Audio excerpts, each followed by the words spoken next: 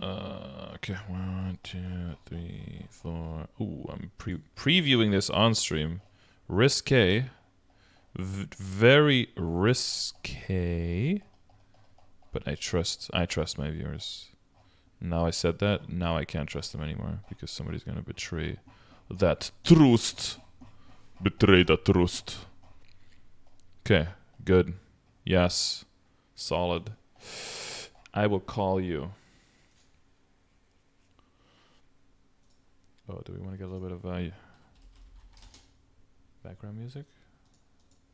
Maple Story PG.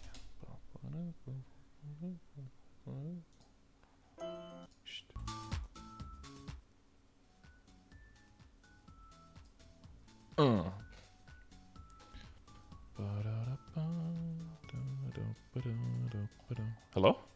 Yeah, what's up? Well, your gear progression's up. Yeah. That's why I'm here. It's finally time. It's finally time, yeah. Took a little bit of time to get everything organized, but you got your pictures, you got everything good. Yeah, I think everything is good now. All right. So we have the DMT on the way, so we're definitely going to incorporate that into the whole shebang, right? Are you able to make the DMT times? Did you check? Yeah. Yeah, I'll be good for DMT. Good, good, good. Okay, so basics. You are a Pathfinder. Yep. You are level, I'm going to guess. Oh, that's a tricky one. I'm going to guess like 212. Yeah, exactly. I just leveled up yesterday. Sorry, I'm just happy with myself. Okay, how much time do you have to play, roughly? I probably play like 8 to 10 every day. I play a lot. Yeah, just average amounts. Okay. You have one computer available?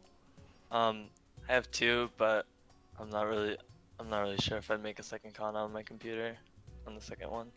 Okay. Is it like a logistic problem or just like a general if I do this I can never go back problem? It's probably if I do this I'll never go back type of problem. Yeah, it's probably true. Do you feel like you play more than the amount of totems you have access to? Because you say 8 to 9 hours a day, but how much of that, like if you really train and grind in that time, you'll...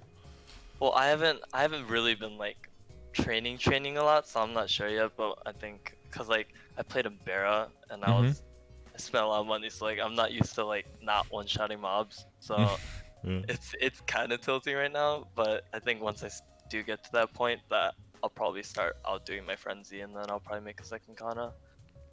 I see. Not my frenzy, my furies. Furies, yeah. Yeah. Yeah, if you have that into account, just make sure that you don't waste the opportunity to Terra burn a Kana on the account. Yeah, exactly. That's an insane value, especially with the fact that you need nodes in the beginning, and you can probably level on the Kana just to level it up as well. Yeah. And you'll have the opportunity to like mega burn maybe like a Mercedes on the other Kana. That'll be real fast as well, so that you can, leech the Kana with you to get to the higher level areas very quickly. Yeah. And it'll speed up all your dailies as well, because you'll just like drag your Kana through the dailies, getting the arcane power on there, and you can speed up the spawn for yourself, so you don't have to rely on a totem to do the dailies, because usually you're you're switching maps a lot, and you're usually way done within 2 hours, and then you don't want to have to like, well, now I have to train because the totem's still ticking, and yeah. Yeah, exactly. I'll give you a little bit more flexibility. Okay, so that's an option. How much money do you have right now?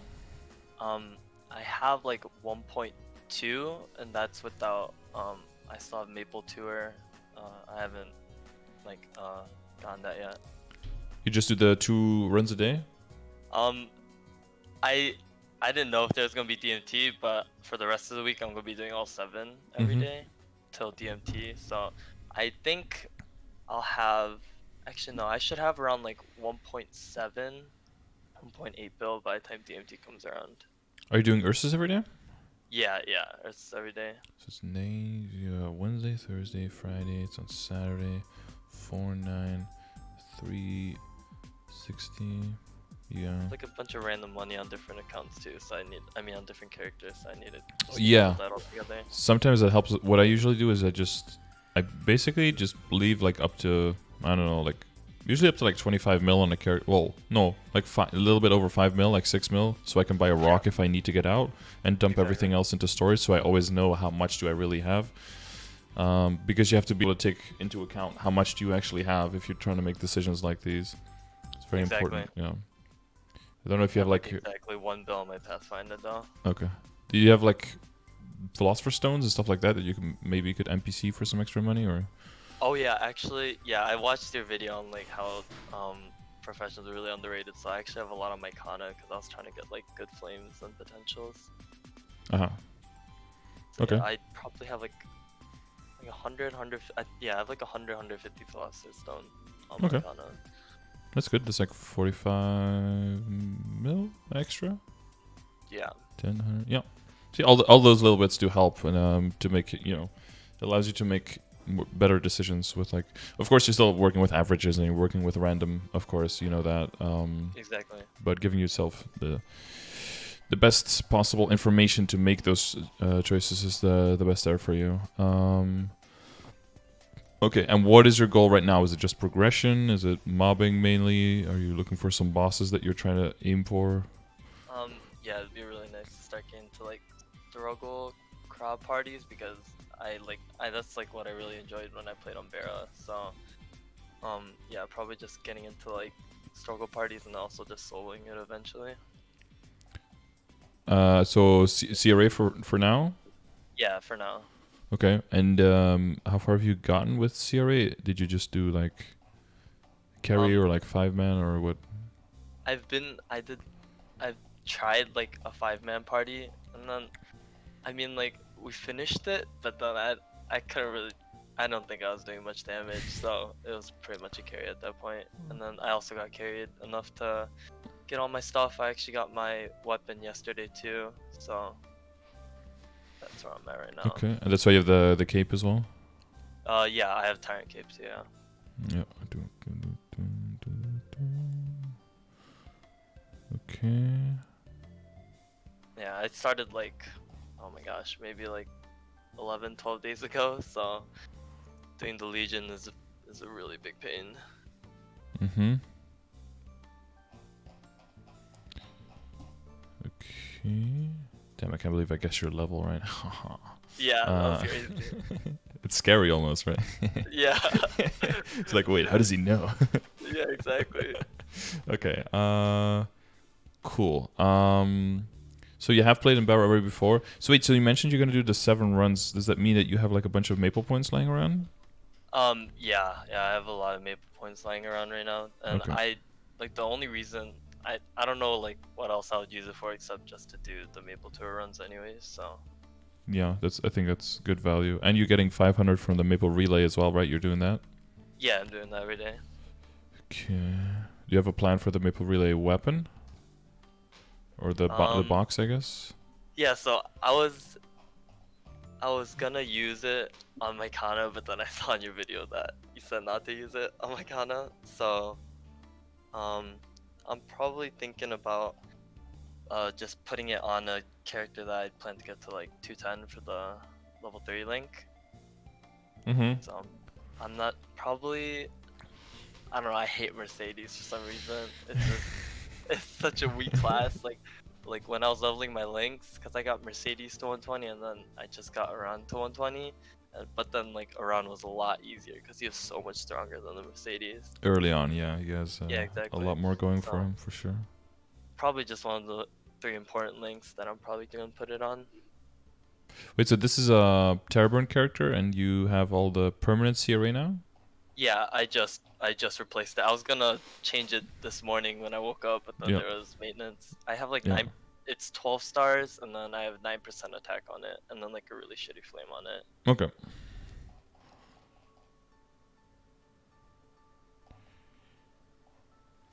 Okay. The gloves I got super lucky on. I followed your advice on like just looting like the elite mob stuff, and then I picked up one of the armor ones, and then it revealed with 15% attack. Nice. Yeah, it was I mean, crazy. yeah, even not having like a flame at all doesn't even matter then, because it's free dex. Nice. Exactly. Wow, it's good when this kind of stuff pays off. Thank you for Yeah, yeah, propping up and totally plugging my own shit in my video. Thanks. yeah. Of course. All my armor too was all transfer hammered from picking stuff up, so I Right, didn't right. have to pay epots for anything. Yeah, that's really good. As long as you had like start with those basics very much in the beginning, then I think it's a little harder now, right? Because e-bosses don't spawn at as low levels anymore. I think they increased the minimum level um, for elite bosses to show up. But yeah, even then, if you can get those armor things, it's just free epic potential scrolls, and it's Yeah, even better, right? exactly. Because it's 100%, and 50% are notorious for just not working. So I've gotten so tilted by those. Like there'll be days where like I just won't do like U Garden at all, and I just like won't bother buying the Ursa pot because like I just assume it's like 25% pass rate for me. yeah. So Okay, so still working on the Legion. Okay, so I'll just from this list of things that we probably want to go through. So the balance for some of these things might be a bit different than it is in non-reboot. yeah, I don't know to which extent you're aware of differences already, or you're just aware that some things might be different, and that's about it. yeah. I'm just aware that some things might be different. I was just used to just buying stuff at like unique, spending hella money to tear it up with just buying cubes. So like I don't know like what the real differences are, I guess. Yeah, so your mesos go into everything, so you're always trying to find a healthy balance between how good your flames are, how good your Star Force is, and how good your potential is. You're always trying to balance that out because all of it comes from the exact same resource, which is your meso, and Yeah, pretty much all of that comes from your resource, which is your time. yeah, So where you spend your time, how you make your money, and then when you spend your money and what you spend it on is all predicated on, well, if I spend 100 mil here or I spend 100 mil there, like what has the best expected return for my money, right? That's basically always in the back of all of your decision making. yeah, And that's going to be very different on this server because it all just comes from the same pile instead of being like, oh, this is from Meso, I get Meso from here, this is from Maple Points, that is from NX, this is from real money, this is from my paycheck in the real world. Like, right? Yeah.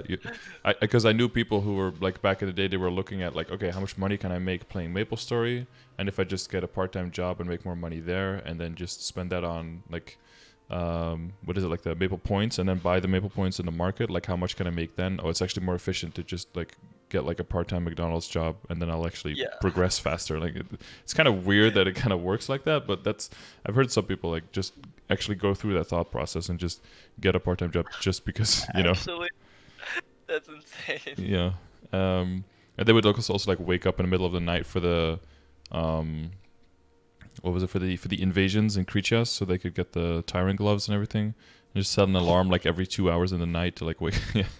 Hell no, that is so not worth it. I mean, if you want to get those juicy gloves, man, but it's definitely not That's worth it in hindsight because those gloves just got completely outclassed when Star Forcing changed, right? So exactly.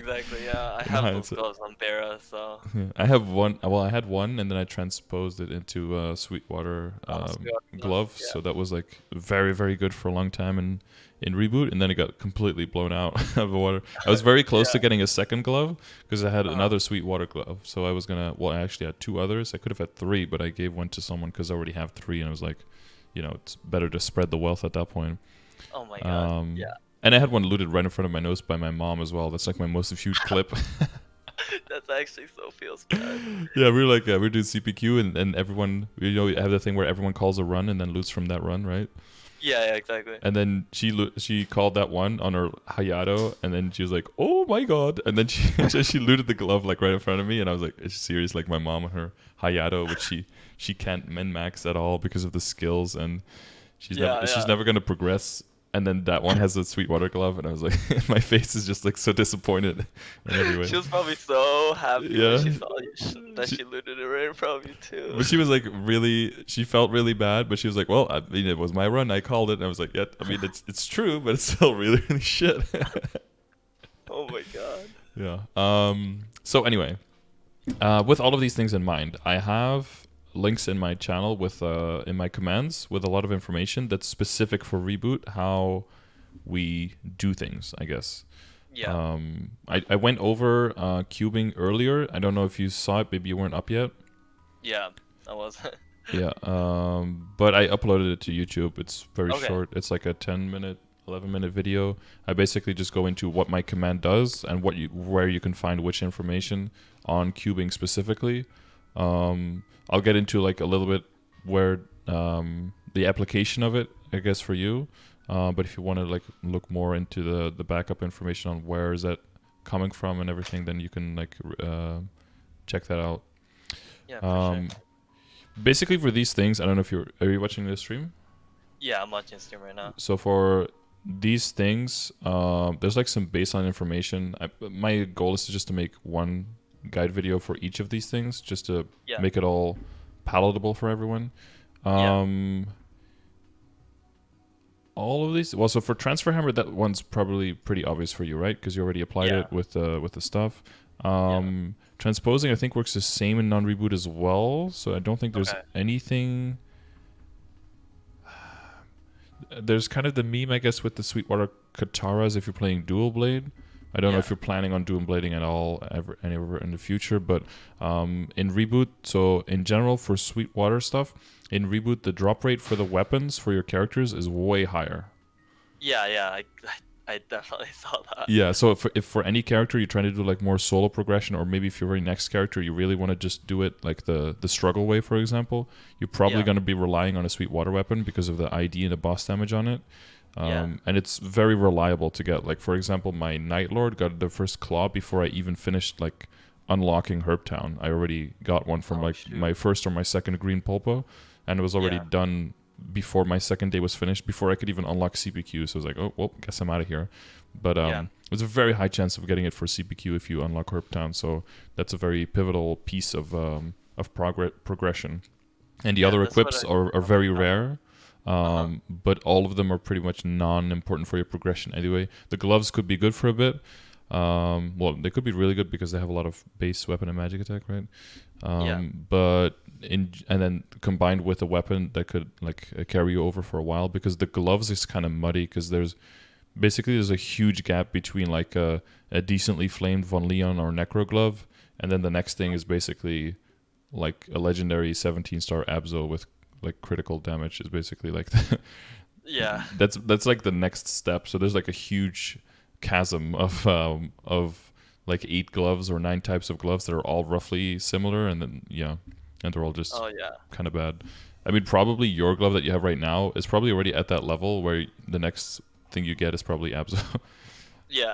That's kind of an unlucky or like a weird path. And then the other thing, of course, is that Golux got a lot harder, and because there's no trade, the Golux progression gets pushed way back.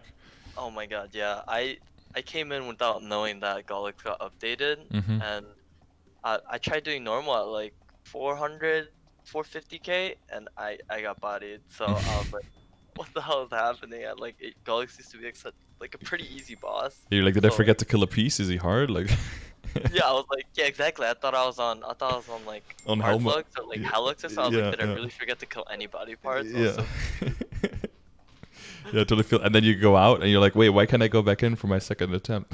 Exactly. And then I asked my friend who plays, and I was like, yo, like, I can't get back in. Like, is Maple Story bugging out again? Like, it's always like this, I guess. And he was like, no, like, one run. That's why no one carries anymore. So I was like, oh my god. So I didn't do normal Golux until I was at like 800k. I waited really long to do it. Okay, basics, and then specifically for Reboot. So have you seen my exclamation mark progression? Yeah, I use that as like kind of like my milestone marker. Good. So the reason that I made this and the reason that this exists is because I heard you mention range. I'm not like trying to like knock you down, but the reason I made this is because range becomes very unreliable the further you go in the game. A lot of sources of damage don't apply to your damage range, and one person with 500k range could be doing like infinitely more damage than someone else with 500k range. even within the same class, but even like with different classes, it's completely impossible to make any kind of guide. Like, okay, here are the 46 classes, here are the 200 pieces of content in the game, and then here's all the range that for all the classes and all. Yeah, like it's completely impossible to do, right? And with any kind of addition of a skill or any kind of power creep, you have to redo everything. It's a huge hassle.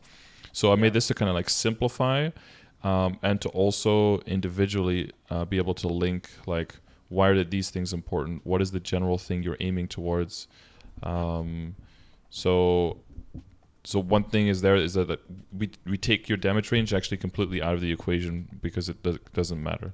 So the main difference is the percentage damage you get when you level up versus non-reboot, and what that usually relates to is that you still aim for percentage boss damage, but it's way less important.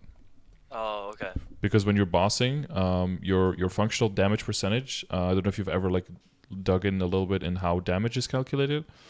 But when you're fighting bosses, your damage bonus and your boss damage just gets thrown into one pile, and that just becomes a damage multiplier.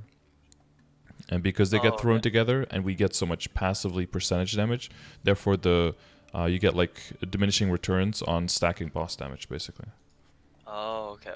So it's basically the later you go and the harder the bosses get. Do you know about like PDR and how that works? Yeah. Like I know that you need like a certain amount in order to like be doing effective amounts of damage, right?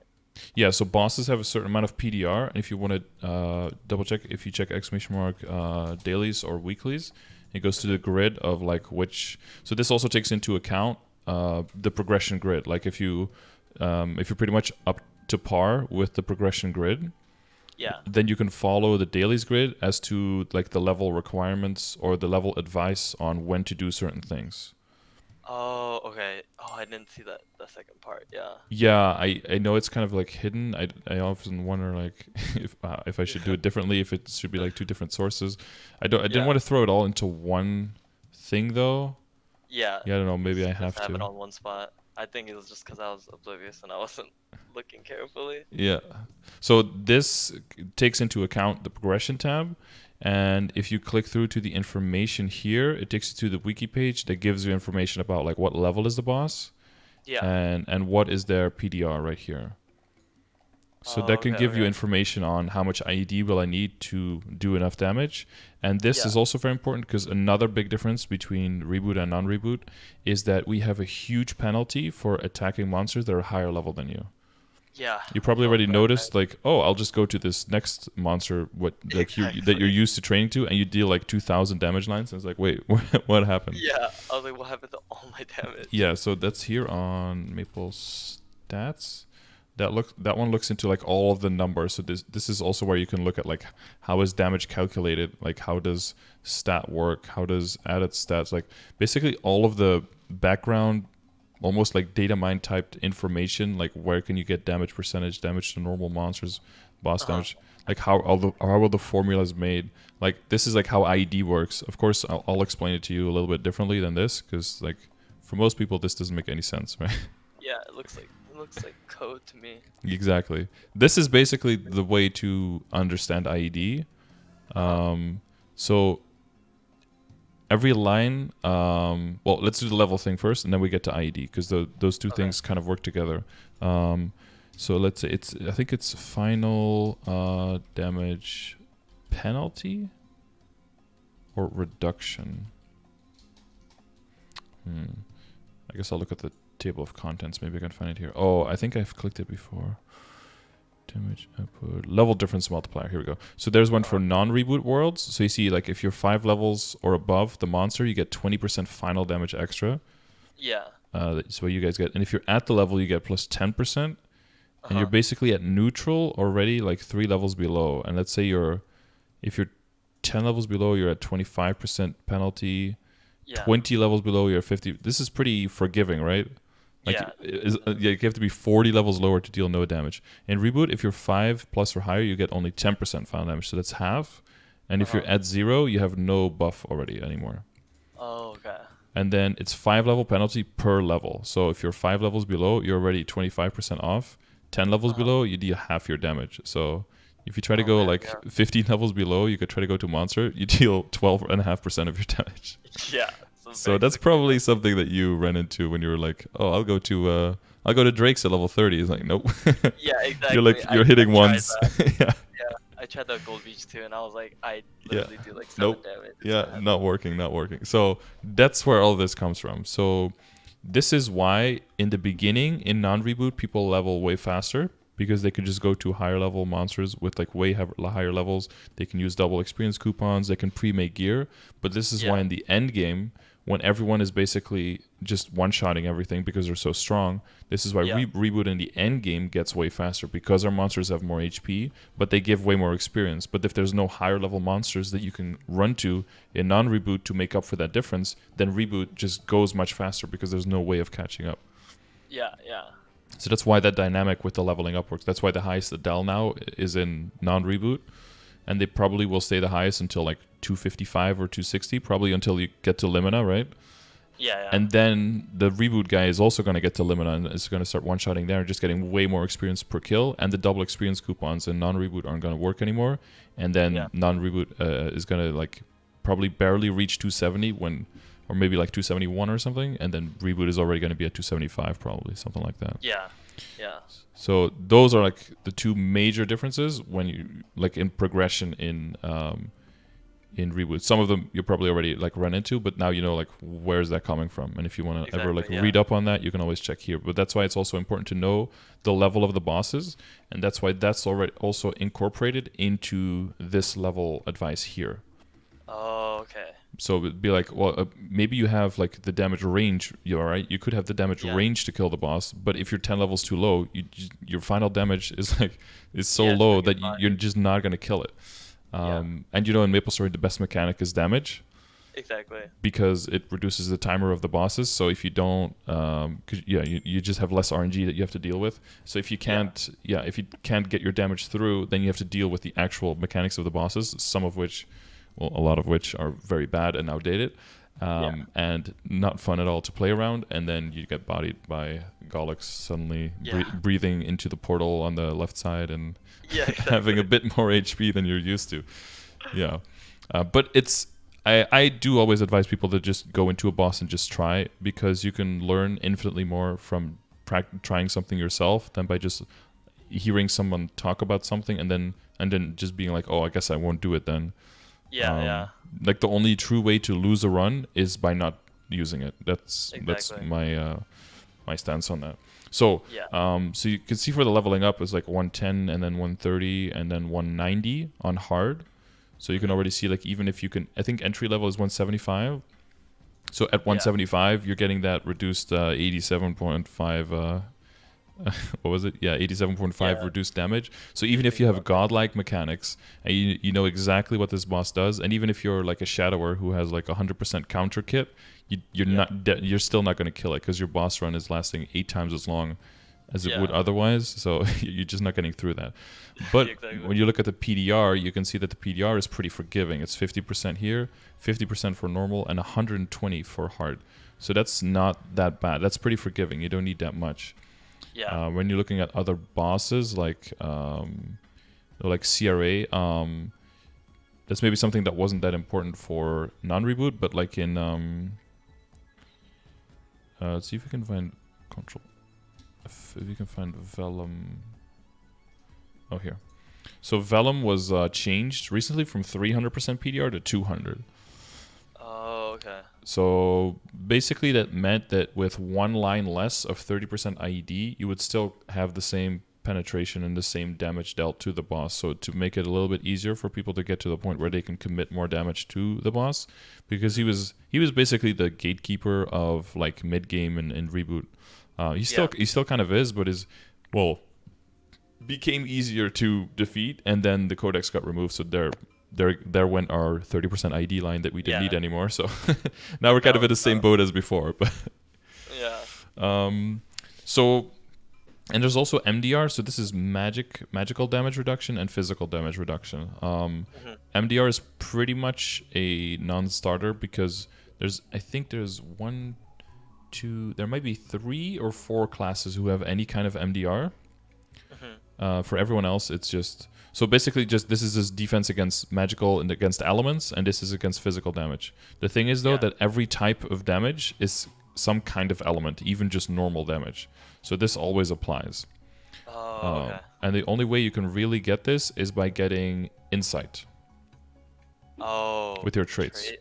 Yeah, Okay. and that connects back into another big difference between reboot and non-reboot is that in reboot you can learn all the professions at once. You don't have to choose.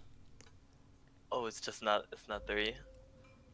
You learn herbalism, mining, and smithing, and accessory crafting, and alchemy. You can be everything at once.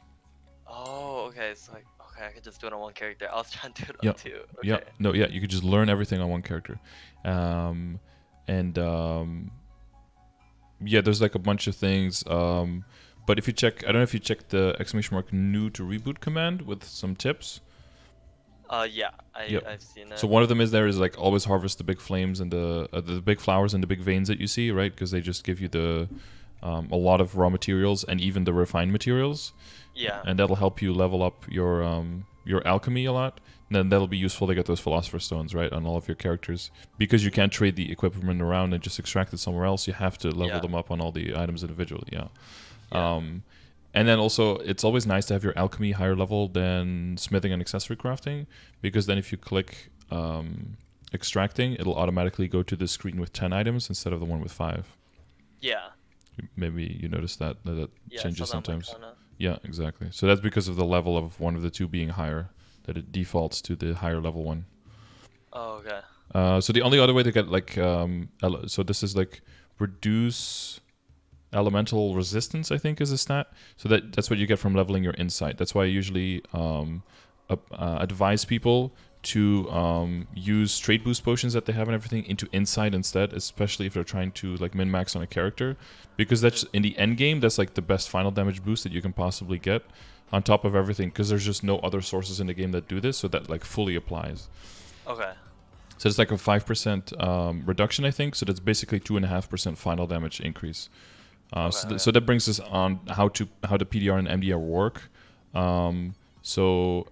Basically, this is like a final damage reduction to your outgoing damage, to his incoming damage. Yeah. So he reduces your damage by 200%. So nothing happens, right? You just hit once. Yeah. So you have to negate at least 51% or like more than 50% of this to do any kind of damage. Which means that you need more than 51% IED to reduce this to less than 100%. Oh, okay. So the more you get, the less of his defense applies, and the more of your damage goes through. But that also means that since he has 200%, that means that your lines are more efficient, right? So let's say that you have 60% IED and the boss has 100% PDR. Then you ignore 60% of his 100%, leaving 40%, so your damage gets reduced by 40%. Yeah. But if he has 200% CDR and you have 60%, you reduce his you don't reduce his defense by 60, but by 120. Yeah, yeah. So that leaves still 80, so you only do 20% of your damage, but the reduction was double. So that means when you're in the higher numbers and you're like 90, 93, 94, that means that every 1% makes it so that 3% more of your damage gets through. Yeah. So yeah, exactly. But the counter is, of course, like, well, how much would your boss damage add to your damage? How much would the percentage attack add to your damage? So it's always about the balance of those three, because all of those three come from the same types of equips, right? They all come from weapon, secondary, and emblem. Yeah. So those are really your cornerstone of all your upgrading, and probably what we're going to be looking at with the specific upgrading for you as well. Like, how can we make sure that we optimize the damage coming from those three for your specific situation, and knowing that there's a DMT and how much access to money you have, and what your wiggle room is going to be, basically. Yeah. So last thing about IED is that like all of the sources of IED get calculated individually, and that comes back to that like calculation that we were looking at before, which if I put words to it will make much more sense in how it looks. So basically what this means is that every new source of IED that you add adds the percentage of the source of how much you're missing to get to 100%. Okay. So let's say you're at 80, so you're missing 20. You add a line of 20%. That means you add 20% of the missing 20%, which is 4%. So you go from 80 to 84. That's what that means. Oh, okay. So if you, let's say you added 20 again, so you add 20% of the 16% you're now missing, which is 3.2. So you end up at 87.2. Okay. That's how it works. So, but let's say you had one source of 40% when you're at 80%. So instead of 2 lines of 20, you have 1 line of 40. That means you add 40% of the 20 you're missing, which is 8%. So you end up at 88. Okay. Instead of 87.2. So now you see that like one big chunk of ID is better than a lot of smaller chunks. Both are useful. Both help you deal more damage and get more penetration. But the large chunks, that's where all the value is. Not only because it ends up being better, but of course also because it takes up less room, right? It gives you more slots to work with, more potential lines, more hyperstats, more legion space, whatever. So that's good to know for your foundation on how all that stuff works. Okay. That all make sense? Yeah, it all makes sense. Thank you. Cool. Now for your inner ability, it might be different than non-reboot. So I have a guide for that. I don't know if you found that one in the commands. Yeah, I've seen the commands. I'm waiting till I have more honor to change it because I'm just at legendary with like 18% drop rate or something. Oh yeah, let me look at what you had. That was at the bottom of the album, right? Yeah, I think it's at the bottom of my full stat window. Yeah. Because 80% drop rate is good. It'll give you access to more node stones, which is like the cornerstone of gaining more final damage and building out your stuff. Not using the other word. And wait, this is your kind of. Oh, it was you who requested to join the guild. Now I see your name there. Yeah. Yes. Oh, you have 18% drop rate on both. Oh, that was a coincidence. Yeah, I got super lucky. So like I was just rolling for epic and then it went epic to unique, and I was like, all right, screw it, I'm just gonna roll it like twice more, and then I got up to legendary for both of them. Nice. Yeah. So so the main thing is with inner ability, if you need attack speed +1 to hit the attack speed cap, you basically just want to roll into that so you can make sure that you attack faster, kill faster, can move faster, making bossing easier, and then you save up honor experience, a lot of it until you can do the final roll like in the guide.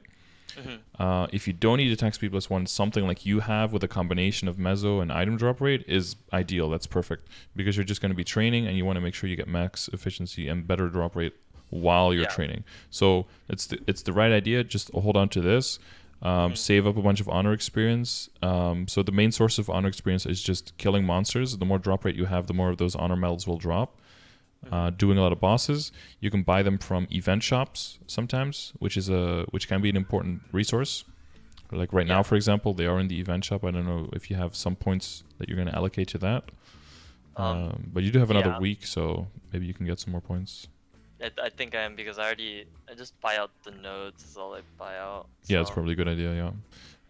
And then the other thing is dojo, right? Where you, if you rank high enough, you get points at on Mondays, and then you can use those in the shop to get those honor medals there. Yeah. Those will be the main sources of getting honor experience, and then you just save that up for a while, and then you go through the whole circulator. So we can just buy the circulators in the shop, in the cash shop. Yeah. And then you'd use those to roll. What's probably going to be most important for you, I think, is the crit rate, right? Yeah, but the thing is, so I'm at 90. That's without I didn't put on my links for some reason. I got my phantom to 70, and I'm gonna get it to 120. So I don't know if that'd be enough for 100% crit, right? Yeah. So the thing with because you do have the thing equipped, you have Fish's Shot. Yeah, I have it on. Yeah. So that you know what that does? It like transfers your damage of over 100. If you have a lot more over 100% crit rate, that it transfers it to crit damage, right? Yes. So that's why you want to keep stacking critical rate so that you can increase your burst. Okay, so even more is even better. Yeah, that's why you go for the inner ability with critical rate. That's why you even go for critical rate links, and you will keep boosting your hyperstats, because when you do the most of your damage, is when the boss is bound, domains are up, benediction is up, that kind of stuff, and you put all of your biggest damaging skills into your burst, and that's when you want to have Vicious Shot increase your critical damage by an insane amount. And the best part is, we also have, if you're in a guild, right, with what is it, hard hitter or something, you can get up to 30% critical damage there. You'll be going like over 200% critical damage. It'll be like huge numbers, and that's when what archers need to get like big bursts in, because otherwise archers aren't really big bursters. Yeah. So Vicious Shot is really like your tool, and it'll feel like you're kind of, if you're not like, if you have low level Vicious Shot, you don't want to overcommit to the crit rate. So in that sense, you're right. You would just want to like get your 100% and get out, and then put all the other stuff in damage. But if you read, so I don't know if you read like the description for Vicious Shot, like the on how you read the description. Sorry, I misworded that. Like, but how good it gets when you level it up. Yeah, I didn't see how it increases as you level the node up. Yeah, so it begins with it lasts 30 seconds and 120-second cooldown, and that stays all throughout. So that's very non-eventful, and that doesn't make you really want to level it up. But it changes 100% of... so if you go over 100% critical rate, then 21% of your total critical rate gets transferred into critical damage at level 1. And when you get to level 30, it's 50%. Oh, wow. Okay. So that is massive, yeah. Yeah. So if you get to like 180% critical rate or something, that means you gain 90% critical damage for 30 seconds. Yeah, that's insane. Which is huge, yeah. So that's why you just want to keep stacking that critical rate. Yeah. And that's even why that weird hyper stat of like critical rate plus 5% where you're like on sharp eyes and you're like, what is this dumb... like, yeah, that's why that actually can become like maybe like a good hyper stat to have, just because it gets translated to even more critical damage, yeah. Yeah. Okay. So that's all important. ID. Oh, one thing I didn't mention, like ID, there's like a difference between functional and visual. So like what's shown in your screen and what's actually being applied. Are you aware of all of that stuff? Yeah, I haven't really calculated it because I didn't find a reason to yet. But I do know that like, when I boost my delusion, my burst, that I think when it's max, I believe, is when it gets like 20% ID, so that wouldn't show in my stat window. Yeah. So your boost, typical ones are like your boost nodes. Some passive hyper skills can sometimes give it. And some skills have built-in, just regularly the skill can have built-in IED, and then sometimes there's boss debuffs that can give you more IED on the target. Yeah. So if you do get to... So the reason that we talked about the other stuff before is like if you do get to bosses that have high PDR and you want to make sure that you have enough, penetration to go through the armor, that's when you do want to check... so you can check !IED that links to a calculator, and then you can put all of the sources you have in, and then you want to focus on the ones that you have 100% uptime on, throw all of those in, and then see if that's a good amount, like, and whether it's a good amount or not. You can look at the progression sheet to look at the numbers there. So that takes your functional ID into account. Yeah. And that also explains like that you can check !ID for the information there. So that's all interconnected. So as long as you're aware of that thing, you should be able to find where to go with that. All right. So for Vellum, it's not like hugely like it. It's typically like for most classes, if you're like visually around 85 to 90, that probably means you're functionally 90 or higher, which means that you're like ignoring 90%, so your damage is only being reduced by 20%, so that's not too bad. But when you're fighting 300% defense bosses, so that's like everything beyond C-Vel, so you're talking about like Lotus, Damien, like all of those guys, those have 300% PDR, so then even if you have 90%, you're still getting 30% of your damage reduced, which is big. And then every 1%, lets you deal 3% more of your damage, so that's when the ID stacking starts getting really useful. Yeah. And that's when, the Superior Golic set and those kind of things come into play. Yeah. Thank God, finally. Yeah, but that is pushed back by a lot. But as a result, the other sources of IED do get more valuable. So you're thinking of like the boss accessory sets 10% IED, I think, on the 7 set bonus.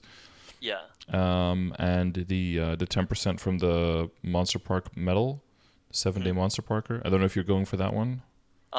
Yeah, I've been, because I use Monster Park so like I do like all my links and like steps, so like 1 to 70 and then 70 to 100 and then like Zakum and Monster Park. Mm-hmm. So I haven't been doing it on my Pathfinder yet, and I'll Okay. probably start doing it once I get Evan up to 120, which is probably gonna suck a lot, but yeah, once I get Evan to 120. Loads of big fans of Evan. Yes, everyone loves that class. Yeah. He literally does no damage. It's actually so painful.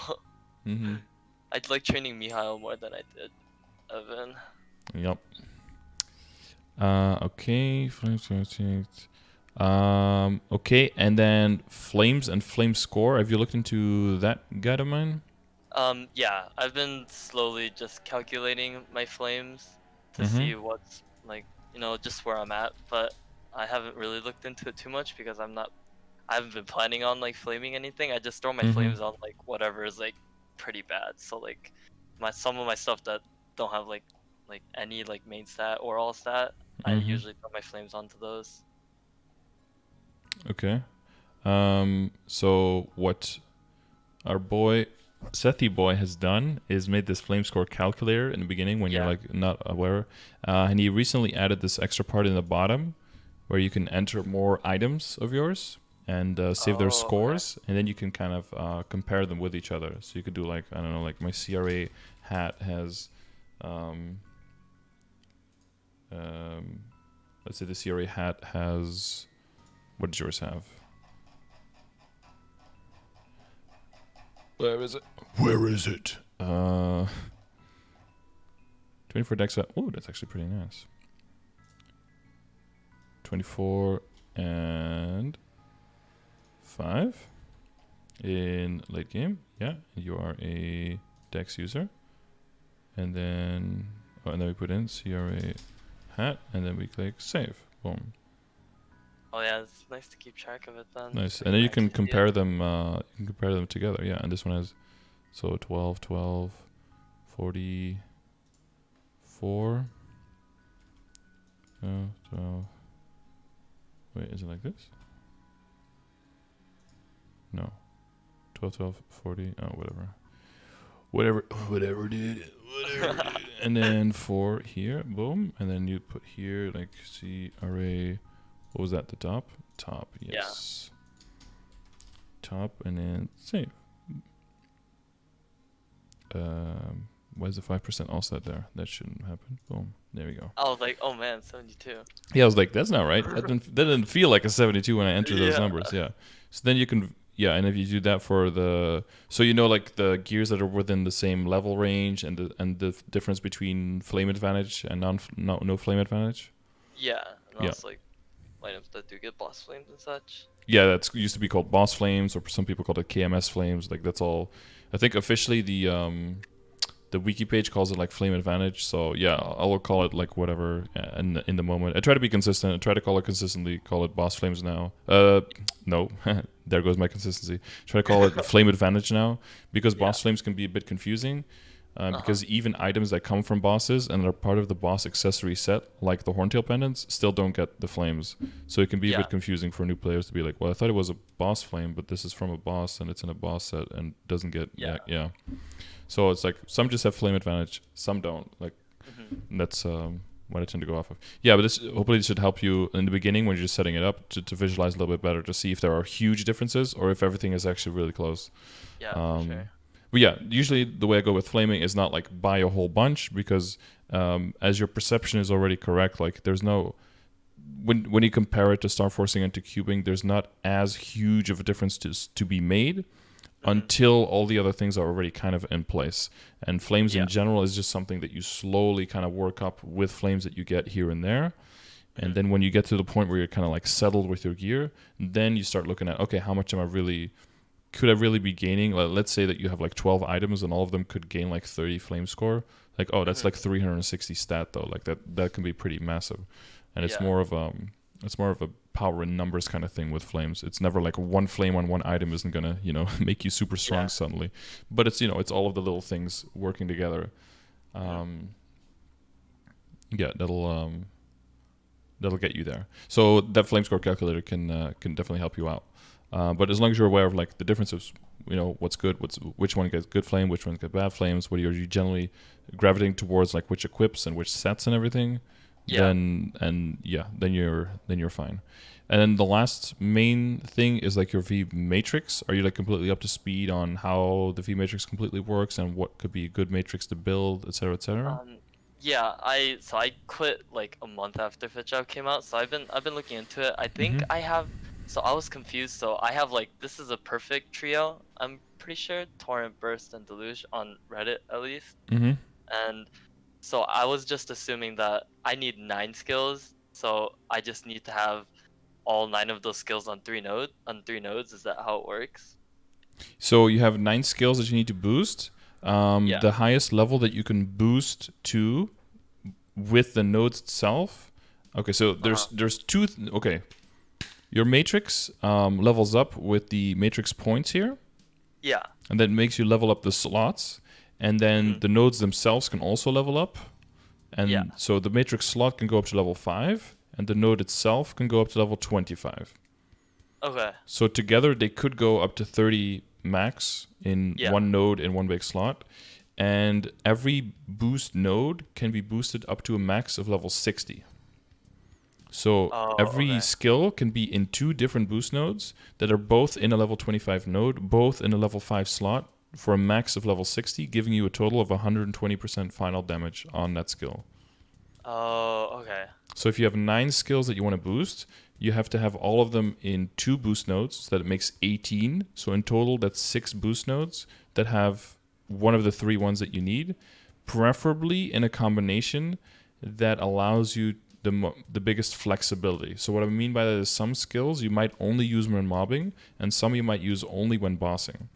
And Yeah. when you're in a situation like a Pathfinder who needs 6, on the one hand, it's like I need a lot, but on the other hand, it also means that every single node you get is pretty much a possible perfect trio boost node. So Exactly. there's also a very good chance that you get exactly what you want. So in the beginning, you basically just don't want to lock in too hard. You locked into this one already now at level 14, so that's fine. Yeah. That still gives you enough wiggle room for all the other ones. But you Yeah. want to make sure that you get your 6 boost nodes that give you the right combination that Uh-huh. allows you in certain situations to maybe you only need to use 4 of them, or maybe only even 2 in the beginning. And Uh-huh. then as you get more slots, you can introduce more of the boost nodes to kind of like min max your damage on certain bosses. Like if a skill is only used for mobility or for like knockback immunity, I think, right? There's one skill, if you use it, you can get knocked around, right? Um Was it the I triple act- oh yeah, the triple shot? triple shot? I think. Yeah, like if you Yeah. get hit, you don't get knocked back, and that can help you with survivability in a boss fight, for example. If you're only Mhm. using it for survivability, it's not like a priority to boost it, right, or to Yeah. even equip it. But it's good to have the boost note lying around and to make sure, because that so once you have your set of 6 boost nodes that covers everything.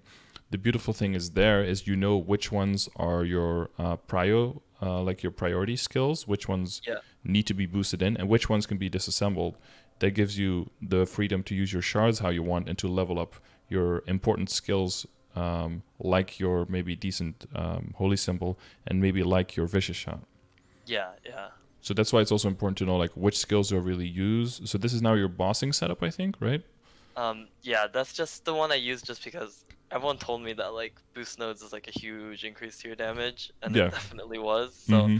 I mean, I used these 3 skills for mobbing and bossing, so I just stuck with it, especially because it was like the perfect trio.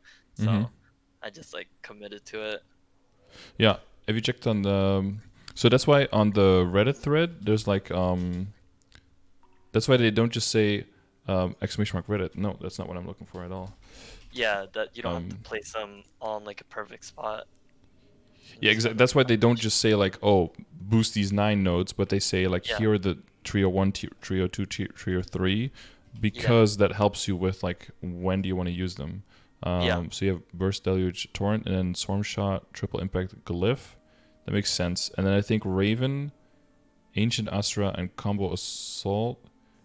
Credits to Kobe. Oh, Kobe. Is this good? Hang on. Let me use my brain here. So triple impact. Oh, triple impact was the name. Glyph of impalement. Swarm shot. Ancient Astra. Do you agree with this? Where are the Pathfinders in the chat? Let me. Okay, so combo assault is the big squiggly like everything kind of dies. Yeah, everything. Yeah, Astra around is you. the hyper where you either move, stay still, Yeah. or shoot like cannon Giant. arrows. Yeah, exactly. Shadow Raven is your bird. Triple impact is the thing where you like float in the air a little bit and shoot a few times, Yeah. and the knockback resist. Glyph of Impalement is like an AoE around you. Yeah. And Swarm Shot shoots in a straight line, and then a few arrows go everywhere. Yeah. So I personally thought that I think the last Shadow Raven, Glyph, and combo are like what I still use during mobbing. I don't really use triple impact swarm shot or ancient Astra either that much. So yeah, because I think that's what people are saying too. Glyph, combo, and ancient Astra. Actually, I think it should be triple impact, Glyph, and ancient Astra together. Okay, I think the bird only really gets good if it's really high leveled. yeah. So I would put that as therefore I would put that as a low priority one, right? Because you don't have that immediate access to it. And I think I would put. So the counterintuitive thing with AoE skills is that you want to boost them because like, oh, then I can kill all the monsters around me. But typically they're already very strong, so they don't need to be boosted as much to be able to kill fast. Yeah. That's like the counterintuitive thing with. So I would be. But then again, Cardinal Torrent is mainly used as like a mobility skill. Yeah. During bossing, I just use it like Golix, for example, just to switch from side to side. So Yeah. So why would you want it in your? I think just because, well, at least for me, the map I used to train right now, I think it's like Biddy Bubble Forest 1. I like make my rotation like a circle, so Cardinal Torrent a lot of times will like clear the whole thing, so I can just move on to the next platform. Yeah. Okay. That's true. I don't really use it for damage on bosses though, so I can see why it's not very useful there. I think I would put. I think I would switch Ancient Astra and Swarm Shot in this setup. Okay. So I try to get 2 boost nodes that have a different top skill, but that have the combination of the 3 skill of Blast, Deluge, and Torrent. Because you can't equip like 2 boost nodes with the same top line, right? Yeah. The same top skill. So that's why it's important. So like 2 with these 3 skills, 2 with these 3, and then I would switch out Swarm Shot and Ancient Astra, I think. Right, chat? Would you agree with that? To have like one that's Ancient Astra, triple impact, Glyph, and then one that's Swarm Shot, Shadow Raven, combo assault.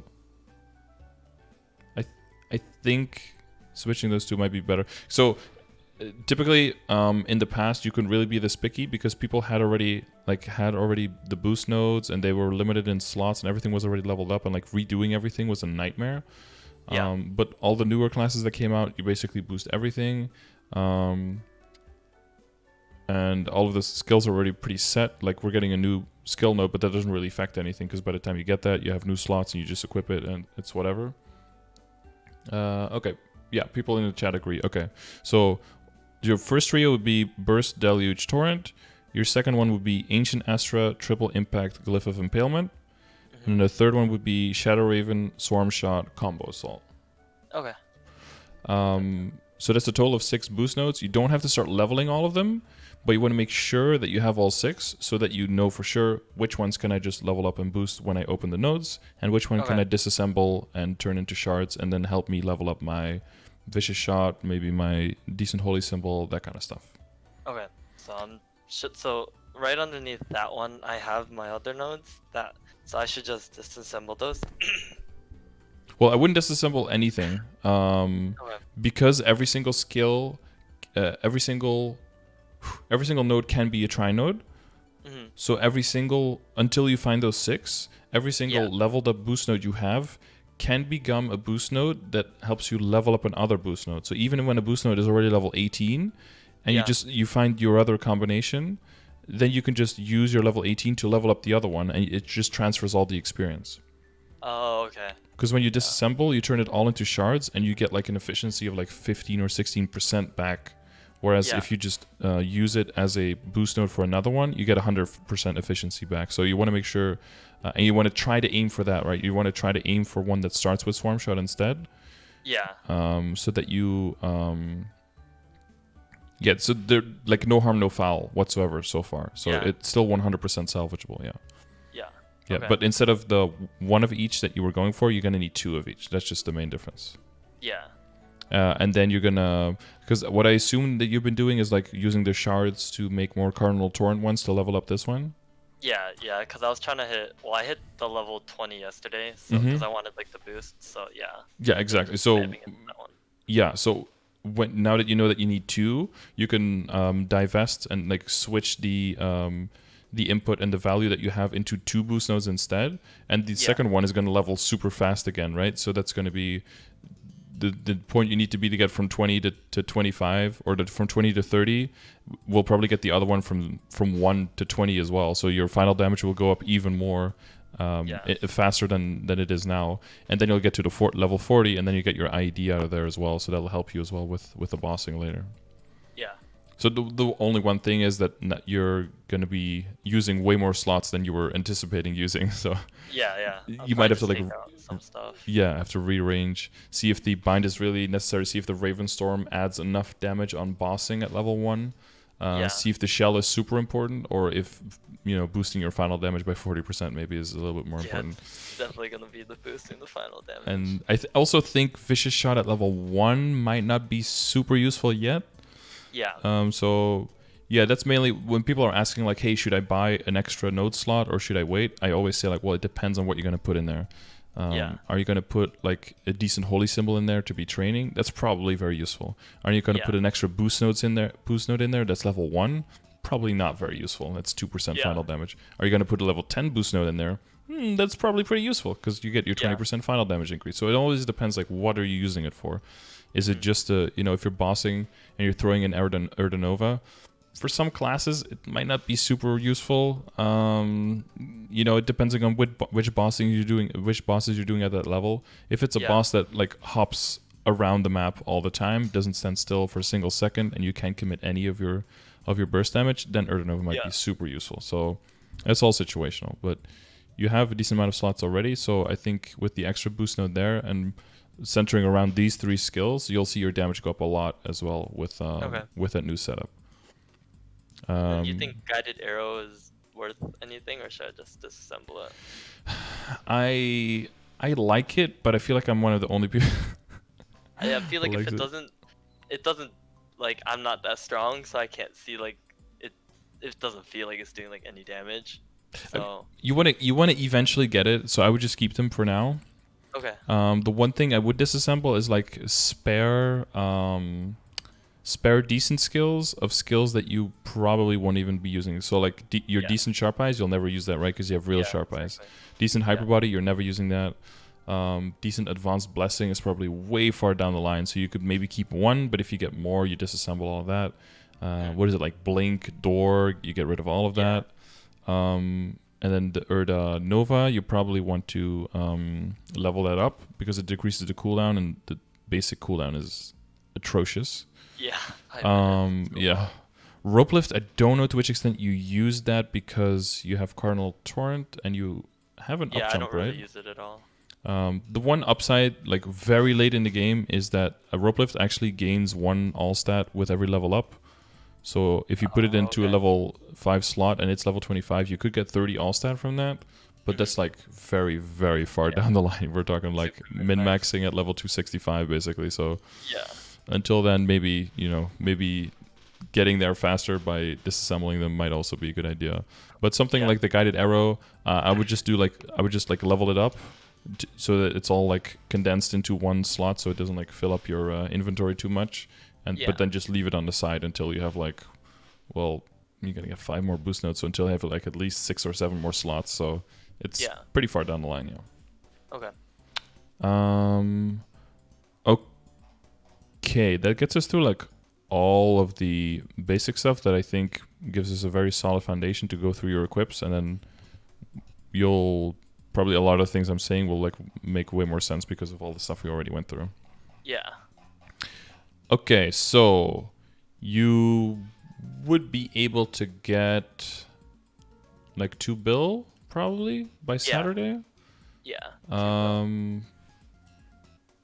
Well, buying out all the cubes would be like roughly 2.3. If we can get you strong enough to kill CRA, maybe like duo CRA, that'll be at 100. If you could solo CRA, that'll be over 200 mil extra. Yeah. By selling the crystals. I can definitely find like a party to do it. Maybe 2-3 people just to run it. So I also have like boss crystals, but they're not really worth that much. So yeah. Do you know about all of the value of the boss crystals? Yeah, I know that. I mean, as difficulty increases, it's higher, and as long as the more people you have, the lower the value of the crystal is. Yeah, exactly. If you check the dailies command, it has the value of the crystals there in the B column. So. Okay. Wait, why is there an H here? What the fuck did I type an H in there? Oh no, what the fuck? This is the downside of. Okay, I don't know why.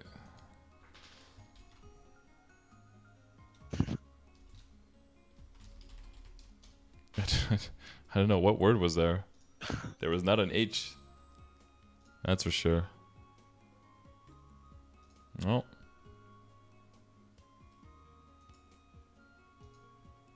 I could do easy sickness. That's worth a decent amount. Yeah, the typical dailies for around your level that give some money would. Ranmaru would be. Yeah, Madman, maybe normal pop, maybe. I actually have never fought like the new pet before. Okay. Normal Magnus. Yeah, I can do normal mag. Pink Bean. Yeah. And maybe normal Arc. Can I? Yeah, I haven't tried. I've just been doing easy arc. I should probably at least try it once. Yeah, the thing is just like whenever the screen crack happens and you die, it's like, well, whatever, I just die. And then you just make sure that you, when you're at 1 life left, and he's getting pretty low, that you just like bind him and unload all your bursts so you can kill him before he uses his final 5th one. And yeah, it's just like war of attrition. You just have to take the take the screen cracks to the face, like nothing. Oh, I shouldn't try to use my 1 iframe I have for it. No, I would leave that for last in case in case anything goes fucky or you just mess anything up or the boss acts weird, and then you have it as like a Hail Mary to make sure that you dodge like one of the last screen cracks so you can make sure to kill. Yeah, just tank the first 4. Okay. And just keep all of your buffs up and then just prep for the final one and just unload, basically. Okay. The one thing is though, like if you use Urda Nova to bind, does it automatically target him or one of the 4 million snakes around him? I'm not. I think it goes to the highest HP target. Yeah, it should, right? Yeah. Correct. Yeah. Because if it hits one of those snakes, that would be that'd be game over. It targets it. Okay, yeah. People in chat are confirming it targets him. Okay, it should. But yeah. Highest HP, but you never know what people just bug out. There's like one snake with 1 billion HP there. It's like, oh. I'm going for him. Yeah. That'd be such a tragic thing to watch happen. Yeah, that'd be not good. Okay. Oh yeah, the other peripherals are your Legion and your links and everything. You generally know like which ones are important and which ones aren't because of non-reboot, right? Yeah, I'm redoing all of them. Oh, that's gotta be fun coming back and redoing all of that. It's not fun because I had like 5k in Vera and now I have to redo all of it.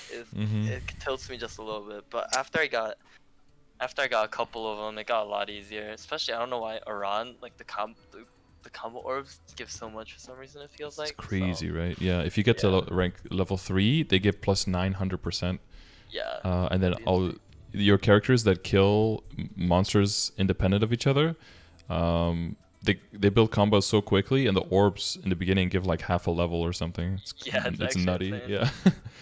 Yeah. There's like a breakdown in exclamation mark maple stats. This is getting like really like number crunchy though, but there's also like a breakdown of how good, depending on how much combo you have and what level your Aaron Link skill is, what the ideal number of monsters to kill per attack is.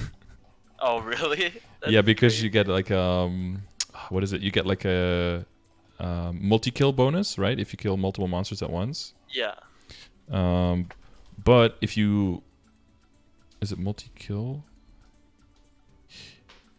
Multi-kill count bonus experience per monster. Yeah, but then, but if you kill monsters one by one, then you build combo faster. Yeah. So there's like, depending on how much experience you get from the multi-kill and depending on how much experience you get from the orb, there's like Yeah. a sweet spot where you can maximize your experience based on how many monsters you Oh. kill per skill. But that changes as the orb goes up, and it changes as the around link skill changes. So, so Yeah. there's like a huge breakdown of like, okay, 50 to 300 combo kill. Okay, so the average monsters you want to kill per attack is somebody took their time. So like, To do this, yeah. oh god. But I think it's just beautiful because it's just someone like, okay, there's something here. And Yeah. then probably the conclusion is like, it doesn't really matter. Like we probably don't, you just want to kill faster probably. But Yeah. somebody just went through the trouble to do the math just to make sure that there wasn't something Yeah. there. Yeah. If your And character then has that- level 2 around Link, then it's all of this. Oh my god, they did all the math. Imagine like changing your rotation, you know, for Yeah, like using a different skill to get the most efficient. like, so like at level 3, if you have 2,000 combo kills, let's see, total bonus experience based on average combo experience bonus. Killing one at a time. Oh my god. Multi-kill bonus, yeah. So average combo kill bonus per monster. Yeah, like Multi-kill bonus. Yeah, somebody did this shit, so I just wanted to acknowledge the hard work. Okay. Just gonna kill Um, one at a time from now on. yeah. If you can, well, that's why some classes like Wind Archer or something can really benefit from that, right? Because they have like Oh, a yeah, million all things the flying around, arrows. and that's why Kana is also such a fast leveler, because they have Yeah. so many sources and so many summons, and everything just kills independently. So you build Yeah. orbs like it's nobody's business. Yeah, Kana was such a fast character to level up, Mm-hmm. but I think every time I level it in Vanished Journey, I think I grow hatred for every time I level up. Oh no, you're not liking it. Yeah, I hate playing it, but I don't know if I don't know what I'm gonna do yet, so I feel like I just need a Kana. Yeah, keep your options open, and it's a solid Link and Legion buff as well. It gives you boss Exactly. damage. Yeah. Yeah.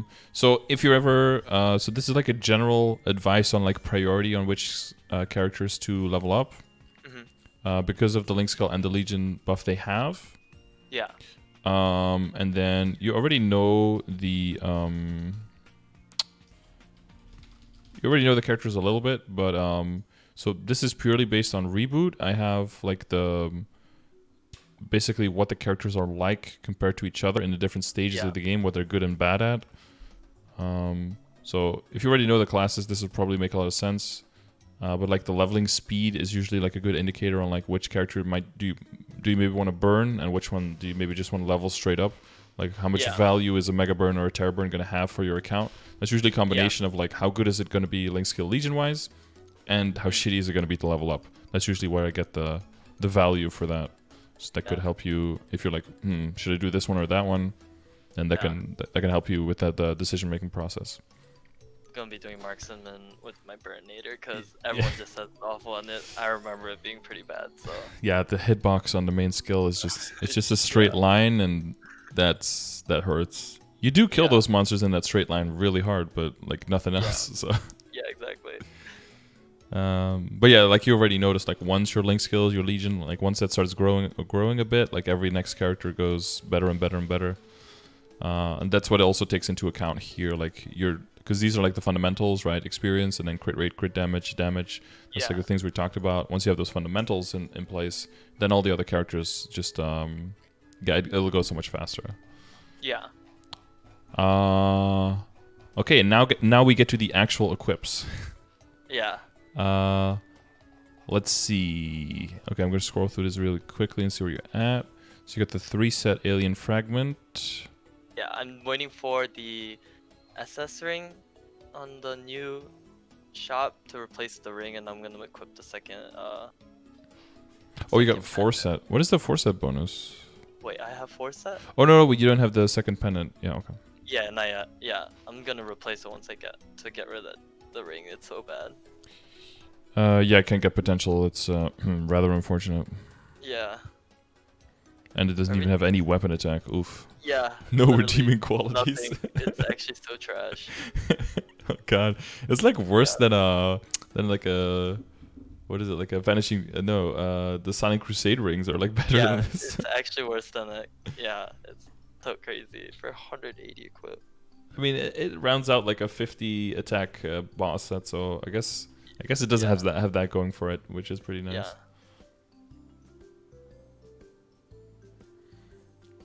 Okay, aquatic letter eye accessory. So that's flame advantage. Yeah. And it will stay with you for a while. I am a treasure, no flame advantage. What set bonus boss do you have now? 1, 2, 3, 4, 5. 5. You have the Yeah. you have the pendant. Yeah, so 1, 2, 3, 4. Yeah, and then do you have a pocket item? Is that Yeah, your the cup. fifth? That's your fifth. Oh, I didn't see. I don't see it here. Oh, I don't think I put it on here, but yeah, I have a cup. Yeah. It's Okay. not that good, but Yeah. So one thing to help with the IED, and you will only be replacing your shoulder and your belt, which are relatively low commitment because they're not like cubed and everything yet. yeah. Is to switch those out with the 2 extra boss accessory items. Okay, yeah, I have an epic, the black metal shoulder, Ah, and nice. then, Yeah. and then I have a big beam belt too. Oh, That's cool. Yeah, this will be an decent. easy switch. Yeah, and that'll give you the 7 set bonus, which you can like get that IED from, which early on is just like very valuable, and it give you more damage than the 6% damage I think the boss the set gives the other one, or the Yeah. 9%, something like that. It'll make your range go down, but then your damage will go up, and that's the important part, especially if Okay. you're gonna do the harder bosses there. Yeah.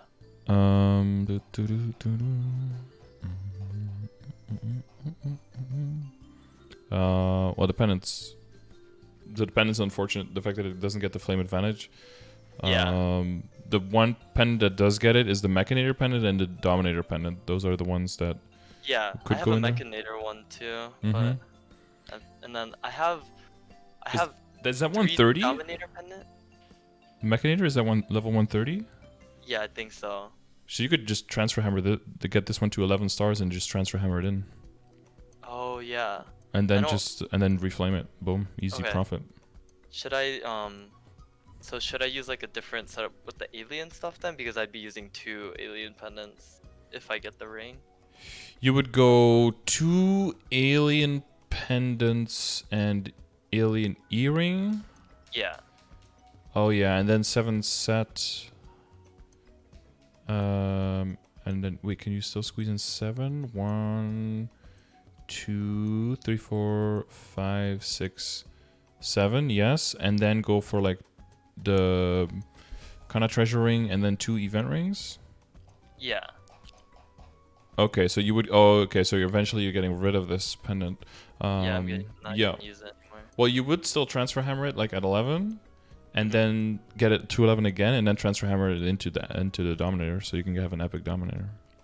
Oh, okay. Yeah. I have like 3 recipes for the Dominator pendant, so Yeah, we typically don't craft those because they cost 5 primals. oh, okay. They're really expensive. Well, yeah, the primals are you have to get those all yourself, right? Oh, yeah. That's why harvest all the big flowers, all the big veins as well, because that's where the primals come from, and that's where normal arc is the other source, and that's why I already mentioned that one as well. It's Yeah. all like interconnected, because you want to give yourself as many opportunities as possible to get those primals, because that's where you're going to be able to have to craft your Meister rings Mhm. that you can get to high stars, and also maybe transfer hammer into the superior ring. Okay. So yeah, and 5 for 1 Dominator is oof. That's big, yeah. That's probably like enough primals to get probably get a 20, 21 star, maybe even a 22 star Meister ring, right? I mean, all of the money not included there, but like with the amount of booms, if you do it at the opportune time, like that's getting a 22-star Meister or the access to a Dominator. Like that's a big. Yeah, if you have like a bank of them built up because you're always harvesting, always killing normal arc, then you can start making those decisions maybe for another character for faster progress. But for this one, I would definitely like if you already have any primals or. No, I don't, because I haven't been mining the herbs or have done normal arc yet. Okay, yeah. Well, you're still in the builder phase, so that's fine. But the faster you get into the habit of that, also the faster you build up like a little bit of a library, a little bit of a stockpile of herbs and rocks and all of that stuff. And then whenever you have to craft anything, the worst part is like, oh, I want to make this. Okay, I have to level up my skill. Oh, now I have to first start harvesting. It's like, oh, you have to start from absolutely nothing. And you know probably from experience as well that if you need something, it doesn't fucking drop. It doesn't show up ever. Yeah, but if you're just always harvesting, then you already have the pile. You can just reach into your pile, reach what you need, make the thing, move on, right? Yeah. So on the one hand, it feels like you're taking a detour, even like while you're training and you're on coupons and like, oh, why am I harvesting this flower? But in the long run, it saves you so much of a headache, and it'll just let you blow through the progression later on. So definitely. So So am I gonna be keeping the Sengoku shoulder and belt, or should I just not worry about those anymore? So I would switch those out for the boss accessory pieces, but keep them in your inventory because Nexon has this thing where sometimes they change how something works, and then something becomes that we thought was relevant, like your kind of treasuring that you dropped like 3 years ago, for example. Yeah. And then they change how star forcing works, and then suddenly it becomes best in slot, and you cry. So I would keep them in my inventory, but yeah, there would just be like museum pieces until maybe they become relevant again. Okay. So going to be part of the growing clutter of the Horde Master that is that is you. Okay, so the kind of treasuring is at 12. See. Probably like if you have some occults, probably throw a occult set just to get 6% dex out of there. Yeah, definitely. Because it's all those little bits, right? All those little bits add up. Yeah. And probably try to get. I don't know if you have 6% dex on your Royal Black Metal Shoulder already. I think I did recube it for 6. Yeah. Okay, that's good. So when it comes to the shoulder and other items in general, if the max amount of Star Force you can go to in an item is 15, then typically you only take it to like 11, maybe 12, and keep it there. Okay. Because the value of getting it to 15 is only worth it if you actually get it past 15, basically. Yeah. Because you only gain a little bit of stat, and it's just not good enough. It's only good enough if, boom, 5, 10, 15 event comes around. Now you can just get it to 17, pretty much guaranteed. Then it was worth the value to even get it there. The only exception if something it caps out at 15 and is your best in slot item, then you can get it there, but it's very low priority, so that's not something to worry about. Basically, you just wait until there's like a no boom room or something, and then you get it there.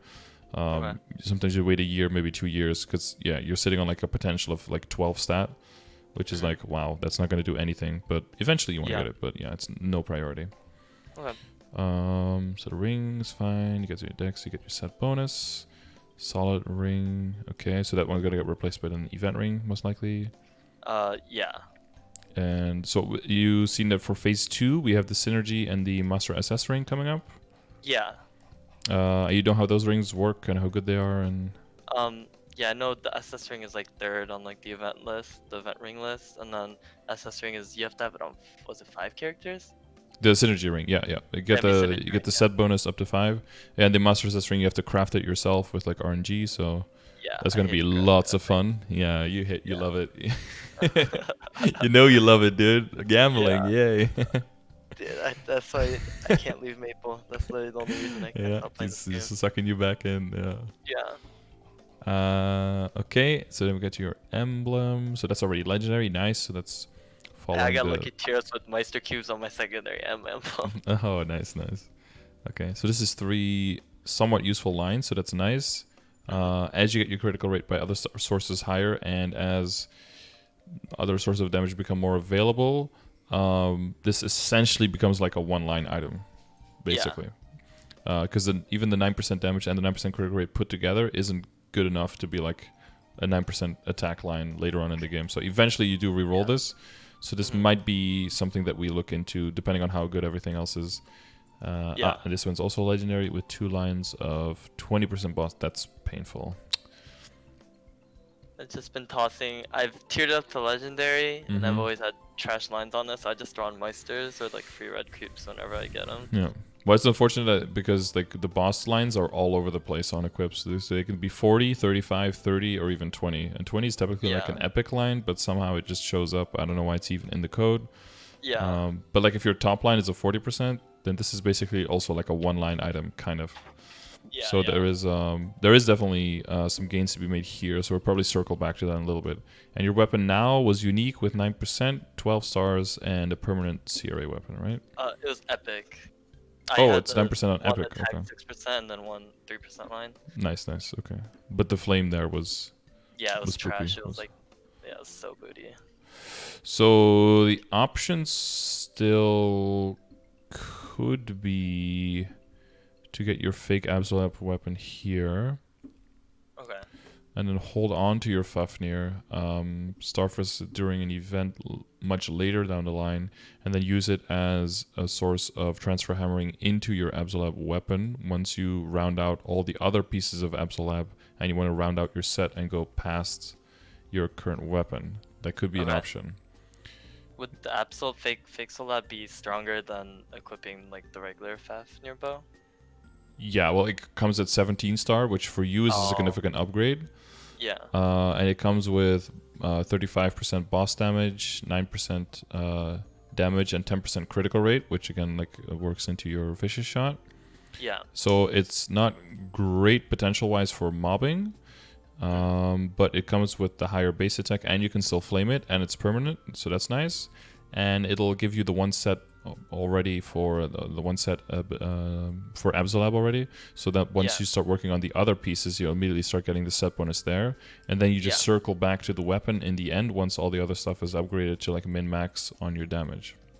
Yeah. So that could be a solid option for you, because that makes it so that you get a huge bump in weapon power without having to invest anything into there right now, and you can invest more of that money from the cubes into getting your secondary and your emblem in place, and that'll give you a huge boost in damage and probably put you in the place of being able to possibly solo CRA pretty soon.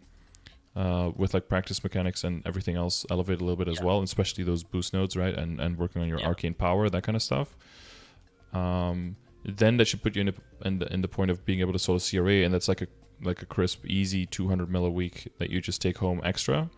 Yeah. That'll also give you access to boss shards, so you can get a nice flame, the soul shards. Yeah. And those emblems as well, those use emblems, so you can start building a backup for once a big star forcing event happens, so you can start getting your CRA pieces past 15, maybe past 17, something like that, without having to safeguard. Okay. That goes into like the star forcing numbers, which that's probably really weird coming from non-Reboot now, because how you treat star forcing as like its place in upgrading, it has changed a lot because of the meso devaluation, right? Yeah. Or inflation, I guess, like the inflation in the value, or the deflation with the amount of meso that's around. Because before it was like, oh, you just get everything to 22 star and then you worry about the potential later. That's exactly what I did. Yeah. Yeah, and now it's like, well, actually, star forcing is like a very big commitment, because you're like, you can't get the money as easily. Yeah, like because I had a lot of mesos from before that I'm unloading now, and the exchange rate is crazy. I think I'm getting like 2,250 maple points per 100 mil. Yeah, it's pretty nutty. It was so easy, Vera. Just either just buy hella NX or I used to just scroll Golic stuff and then just sell them. So it used to be really easy. Oh, those with those special Golic scrolls, or? Exactly, yeah. That was like my move. Mm-hmm. Yeah, you got to find what is like the niche market that doesn't have insane supply but does have good demand, and then I used to do that. So.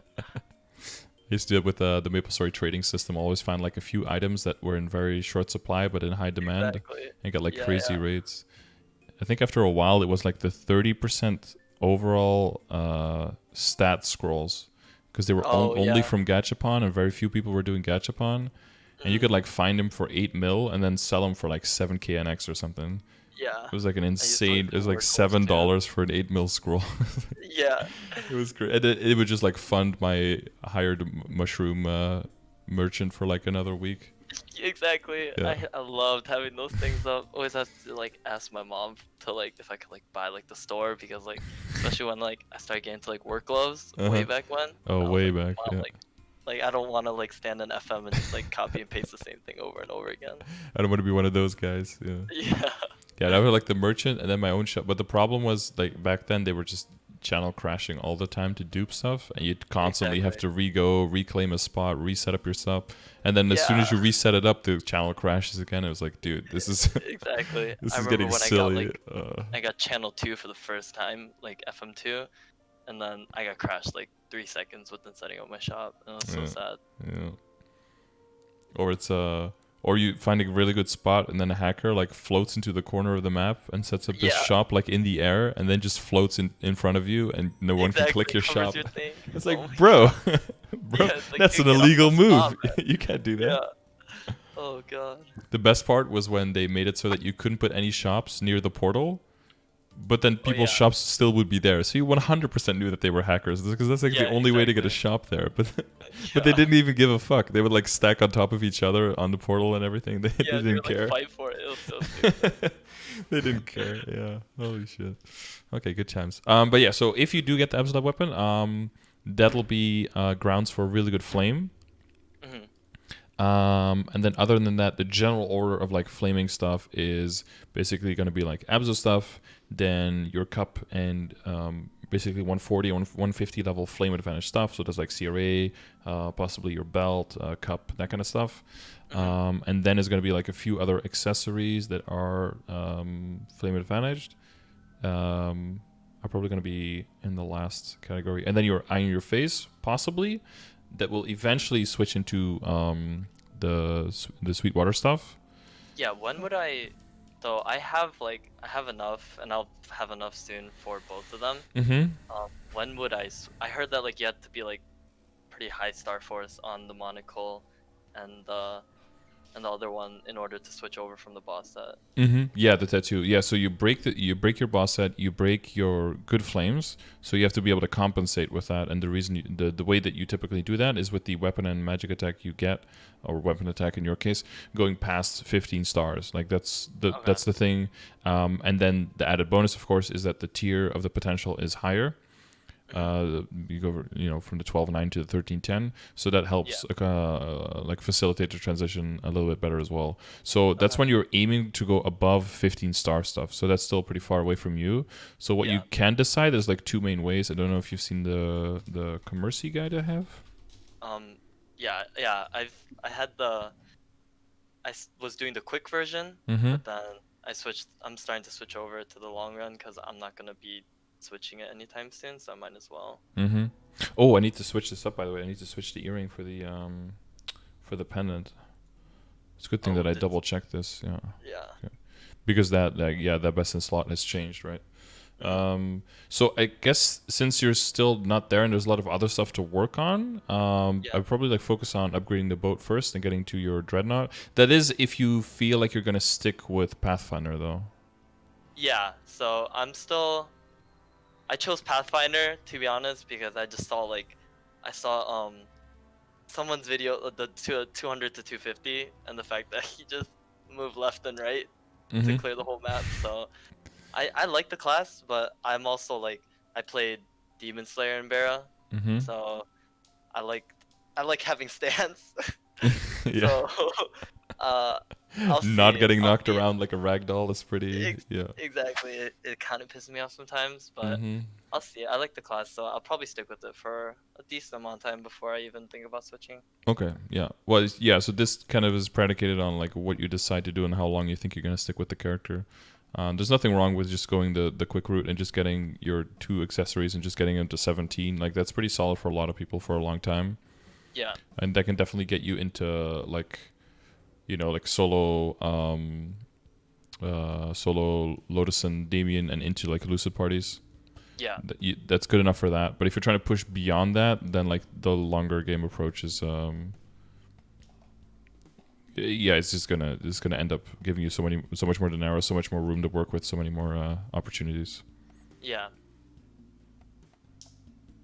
So yeah, that's a decision up to you. Yeah. Okay, so cape, flame. This is these five for now. The shoes will probably stay with you for a while. So if you have a chance to like give it potential and get some decks on there, Okay. that Yeah, I would didn't know probably. if I was gonna be keeping there. But Yeah, I guess probably. next would be Absolab, right?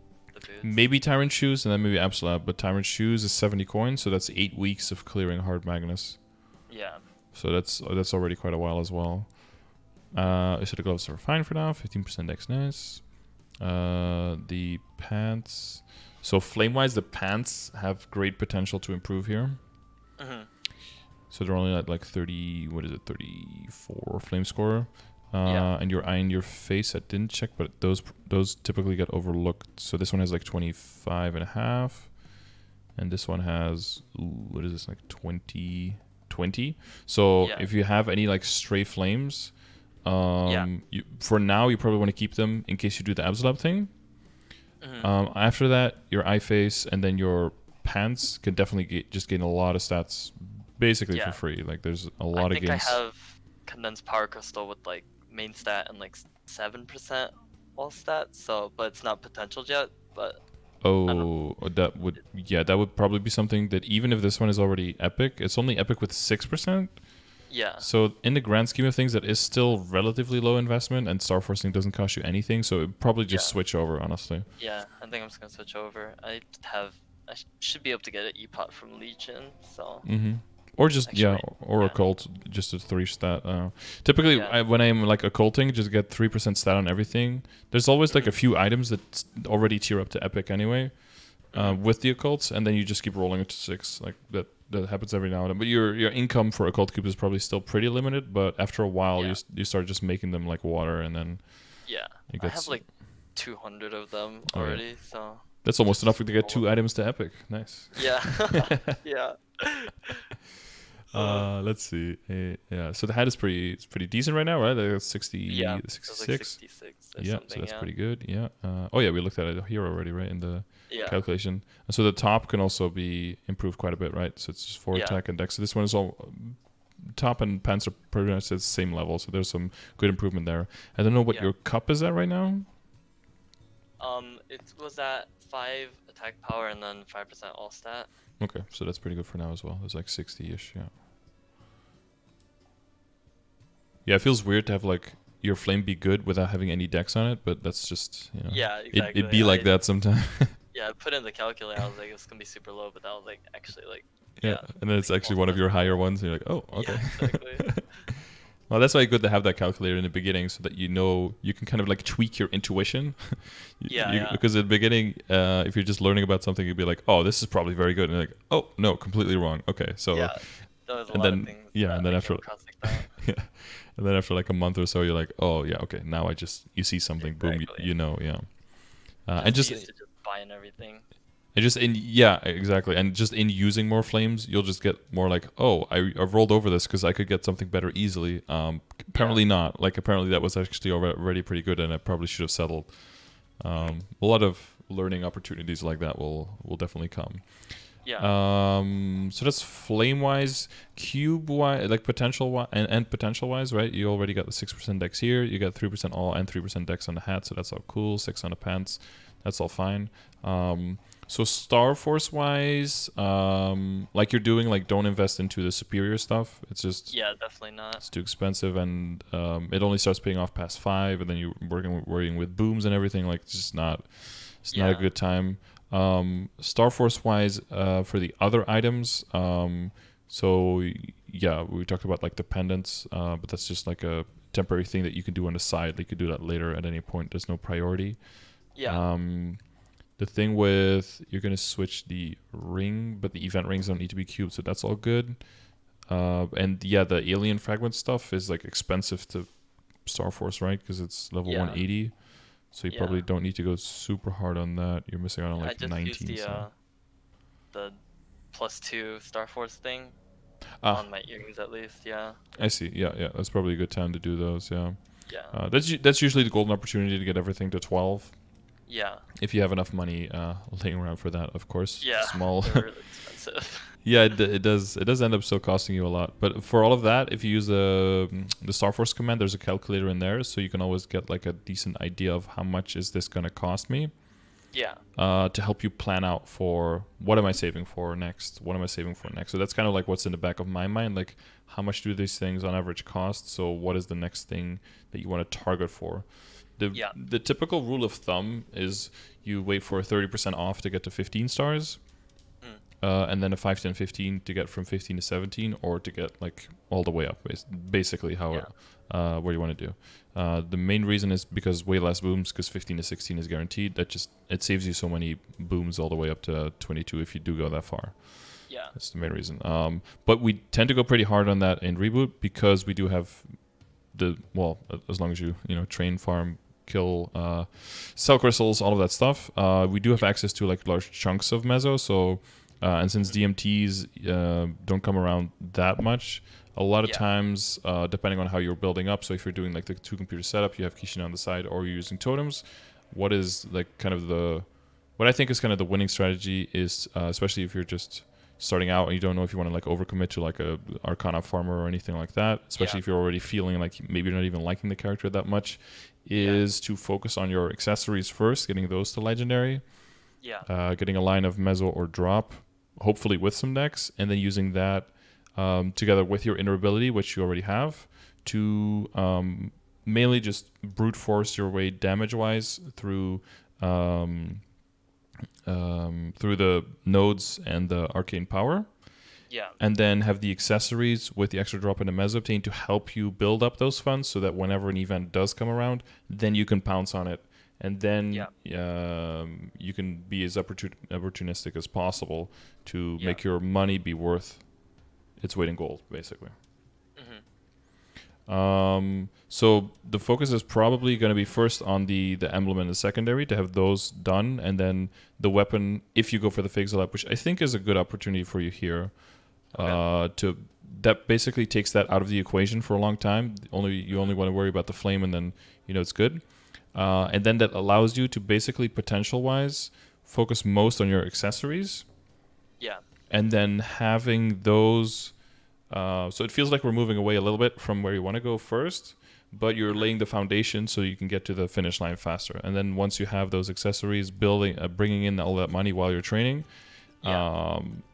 even once you have that amount of money, you can say like, okay, actually, I changed my mind. I don't want to finish playing this character. I do want to play something else. Well, then you have your money to allocate to the other character, and you can still use this one to boss and bring in money that way, or to train or farm whenever there's a golden opportunity. There's like double drop or whatever. You can use this one to make some extra money, and then to fund the other one. Or you can be, okay, I definitely want to commit now to this character, and then you start turning things into damage gear. You start upgrading things even further. And that's when you really, really commit to your character. So it'll also give you that time to make those decisions. Okay. So I would definitely if when the cube sale happens, throw some red cubes at your secondary. Yeah. There's definitely some gains to be made there. Any kind of combination of boss ID and attack would be useful for you. Yeah. The thing is, like, where would you want to stop at?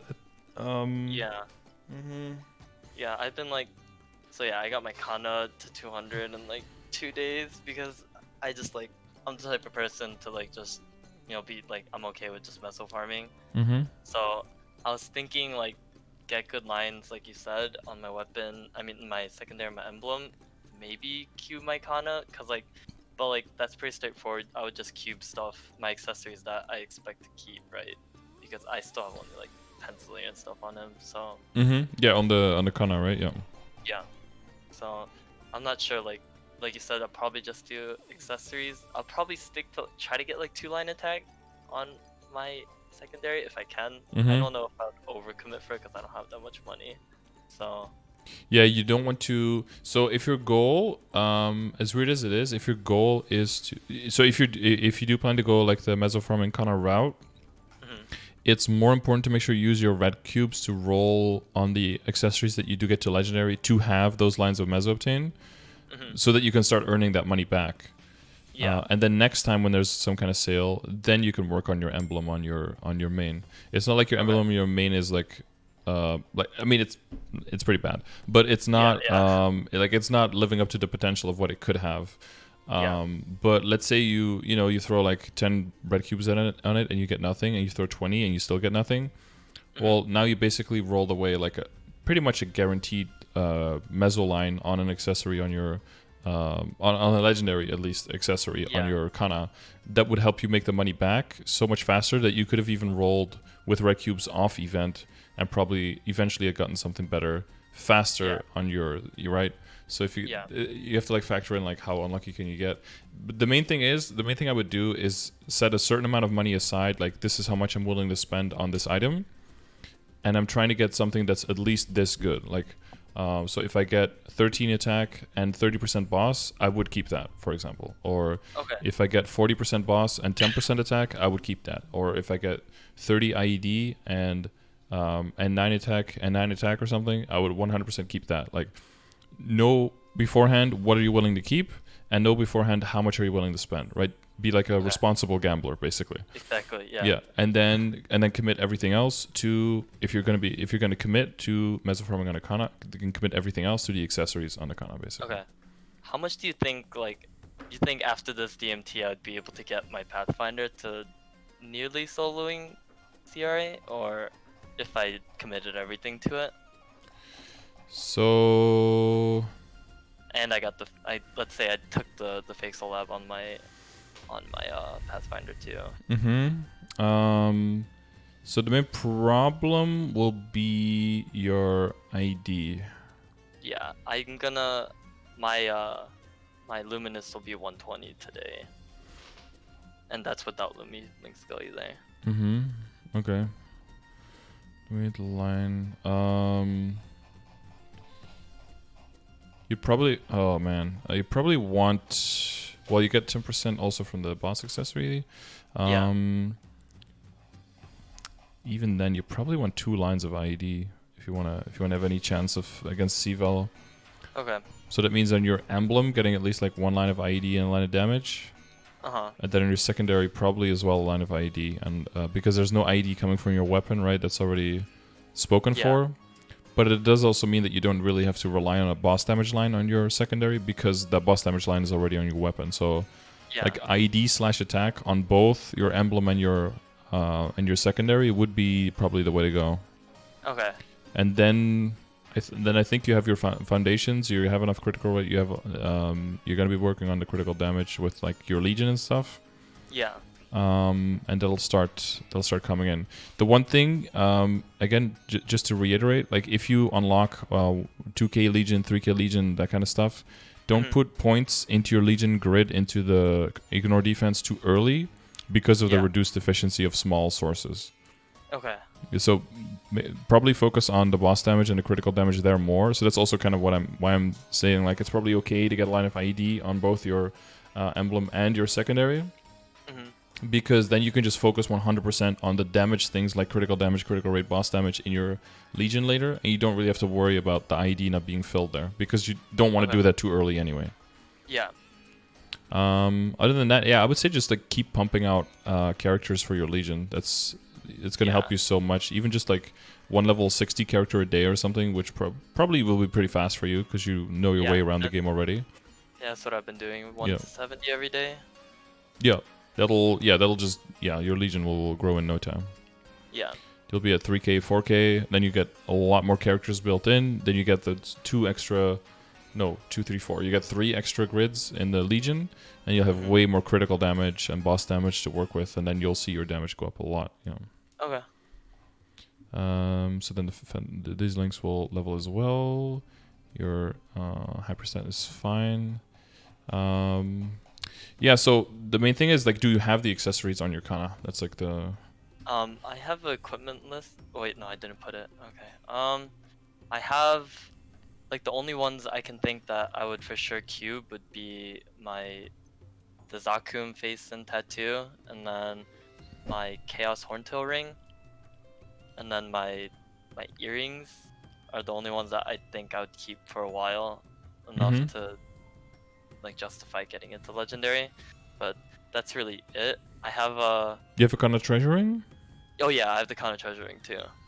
So that would be 5. So if you get Mesoptane on all of those, that would be 100%. Yeah. So That would be solid.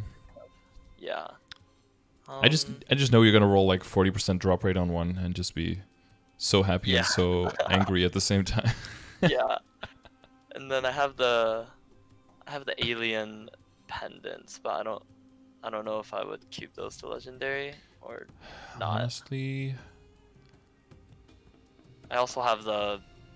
Honestly, for a Kana farmer, you probably would, because you don't care about the boss damage, you don't care about the IED, you don't care about those set bonuses. But if you can get the set bonus that's plus 50 magic attack, like that's huge, right? Yeah.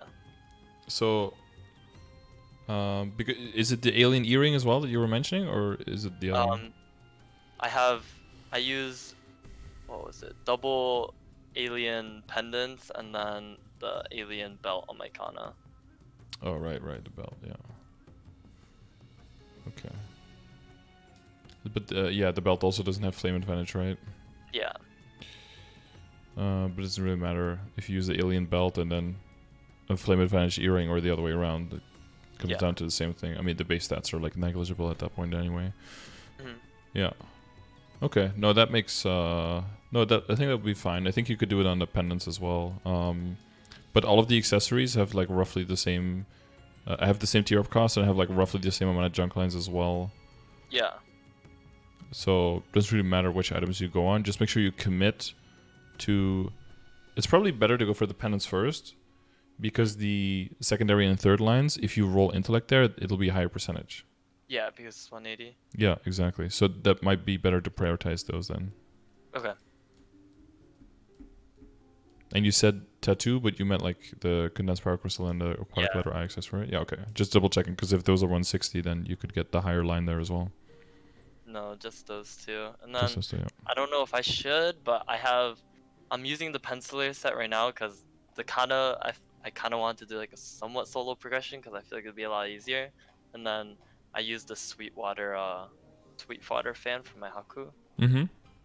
And so do I want to get the Haku fan to legendary too and my fan, or should I just focus on the accessories? Eventually, but since you're limited funds and it's a limited cube sale, you probably want to focus on the accessories first to make your money back, and then once you have more money, then you can start considering that. Okay, yeah, I have a line of magic attack and intellect on both of them on epic, so that's already pretty good. Yeah, and they're like they're epic now, or? Yeah, both of them are epic. Yeah. And you know how the Haku fan works in terms of making you stronger? Yeah, it just takes intellect and magic attack only, right? From the potential, yeah. Yeah. And then, but the total magic attack on the fan itself is also important for the buff that it redirects to you. Yeah, it's the Haku buff. Yeah, so like Star Forcing and Flame is also important, but yeah, Flame is, of course, on Sweetwater is a little yanks. Yeah, it's trash. Yeah. So you're mainly just focusing on getting some Star Force, and that's it. And then you're relying on the very high base magic attack of the fan to carry you through that part. Yeah. Is it worth to break the penciler set on my Kana for another Sweetwater fan, or? Oh, it's using a penciler fan now as the main fan? Yes, because I have the whole set effect going. Well, the thing with the now damage range does come into play, because the thing with the with percentage damage to normal monsters, that actually gets added into your damage range, even though it shouldn't. It actually does. So you would be able to just check with the Sweetwater fan to see if it's plus or minus range, and that would give you information on whether or not it's an upgrade or a downgrade. Okay. Of course, like they're both on flame advantage, but the base magic attack, I think, of the fan is way higher, right? Yeah, I remember just like 60 more or something ridiculous like that. Yeah. When I was trying to equip it onto my Haku and then I accidentally was equipping it to my Kana, it was already a huge range boost, so that probably says something. Oh yeah, you're like trying to switch, you like double click, and you're like, oh, I just want to click the second one, but then it keeps switching your main weapons. Like, dude. Yeah, it was like a 60k range boost or something, so I I'm assuming that's probably a lot better then. And it has like 400k. Yeah, that's already pretty impressive now. Yeah, that kind of got super lucky. It progressed so much faster than my Pathfinder, even with terror burning for some reason. So You know what a yeah. huge meme would be? If you could get like a really good boss flame from an eternal boss, or from an elite boss, or from a thing. If you get like a really good Fafnir fan from that with like a huge amount of magic attack for some reason, right? Because they can go over the limitations if you get them through that sources, and then transpose it onto a Sweetwater fan. Oh my god, yeah. And then you you run around with like you put that on like your Haku when you switch to like Fafnir or to Absolab or something, and then you show that to people, and people will be so fucking confused because they'll have no idea how you get such a good fan. Exactly. That could be like a fun side thing to do, but yeah. Yeah, I'm definitely gonna do that now. Send in the chat when I'm done. Yeah, I think I have a cannon on my Cannoneer that has like plus 7% damage and like plus 40 something attack, and then another 70 strength and some dex on a Utgard. Oh my god. And it's like it shouldn't be possible, right? It's only through like a really lucky boss roll. But I could transpose that one into a Sweetwater and just make like a really weird item that nobody would really. No one understand. Yeah. Okay, I think we went over everything pretty thoroughly. Yeah, definitely. I'll upload it to YouTube, and you can look at it back if there's anything. But yeah, like I said, like all the little things together will make you a lot stronger very quickly. It'll feel a little bit weird now that you're kind of like your resources are being divided up over 2 characters if you're going for the Kana. But that will eventually will collide back together and just, hopefully be huge returns for your main character. Yeah, eventually. I'll probably come back later once I'm stronger, because I'll probably be lost again. I mean, and there's still like the option of the second PC kind of to consider as well. Yeah, definitely. If this ends up being too much trouble or you really don't like it, then I prefer to go because I have the laptop next to me. Like I prefer to go for the but I don't train that much. I don't go that super hard. So for me, I can totem or I can get the Kana like it's all. But having the Kana on the second PC, even just to level up my Legion, was super useful. Yeah, because it can help you throughout the whole thing. Yeah, and it makes it so that you don't have to commit your totems to your Legion. And when you do commit a totem, like you don't have to commit to 2 full hours. You can just move maps, and you're moving maps around a lot in the beginning as well anyway. So even if you're just getting the laptop, not even for like the long term, but just for the Legion building part, even there, I would say it already has a lot of value. But yeah, it's up to you. Logistically, or it can be like annoying and Yeah, I think I'll probably do it. It's terror burning, so might as well take use of it. Yeah, it keeps your options open. Yeah. And then get your 3rd laptop so you can have 100% uptime on Kana. 3 PC meta, baby. Let's go. Clicking one button on every 30 seconds. Yep. All right. If there's no other questions right now. No, that's it. Okay. Well then, best of luck. Yep. Thank you so much. And I hope the cubes are in your favor. I hope to God they are too. All right. Sure. Thank you so much, man. Yeah, no problem. I'll see you in chat. Thank you. Yeah. Have a good day. Yep. Bye. Yep. Bye.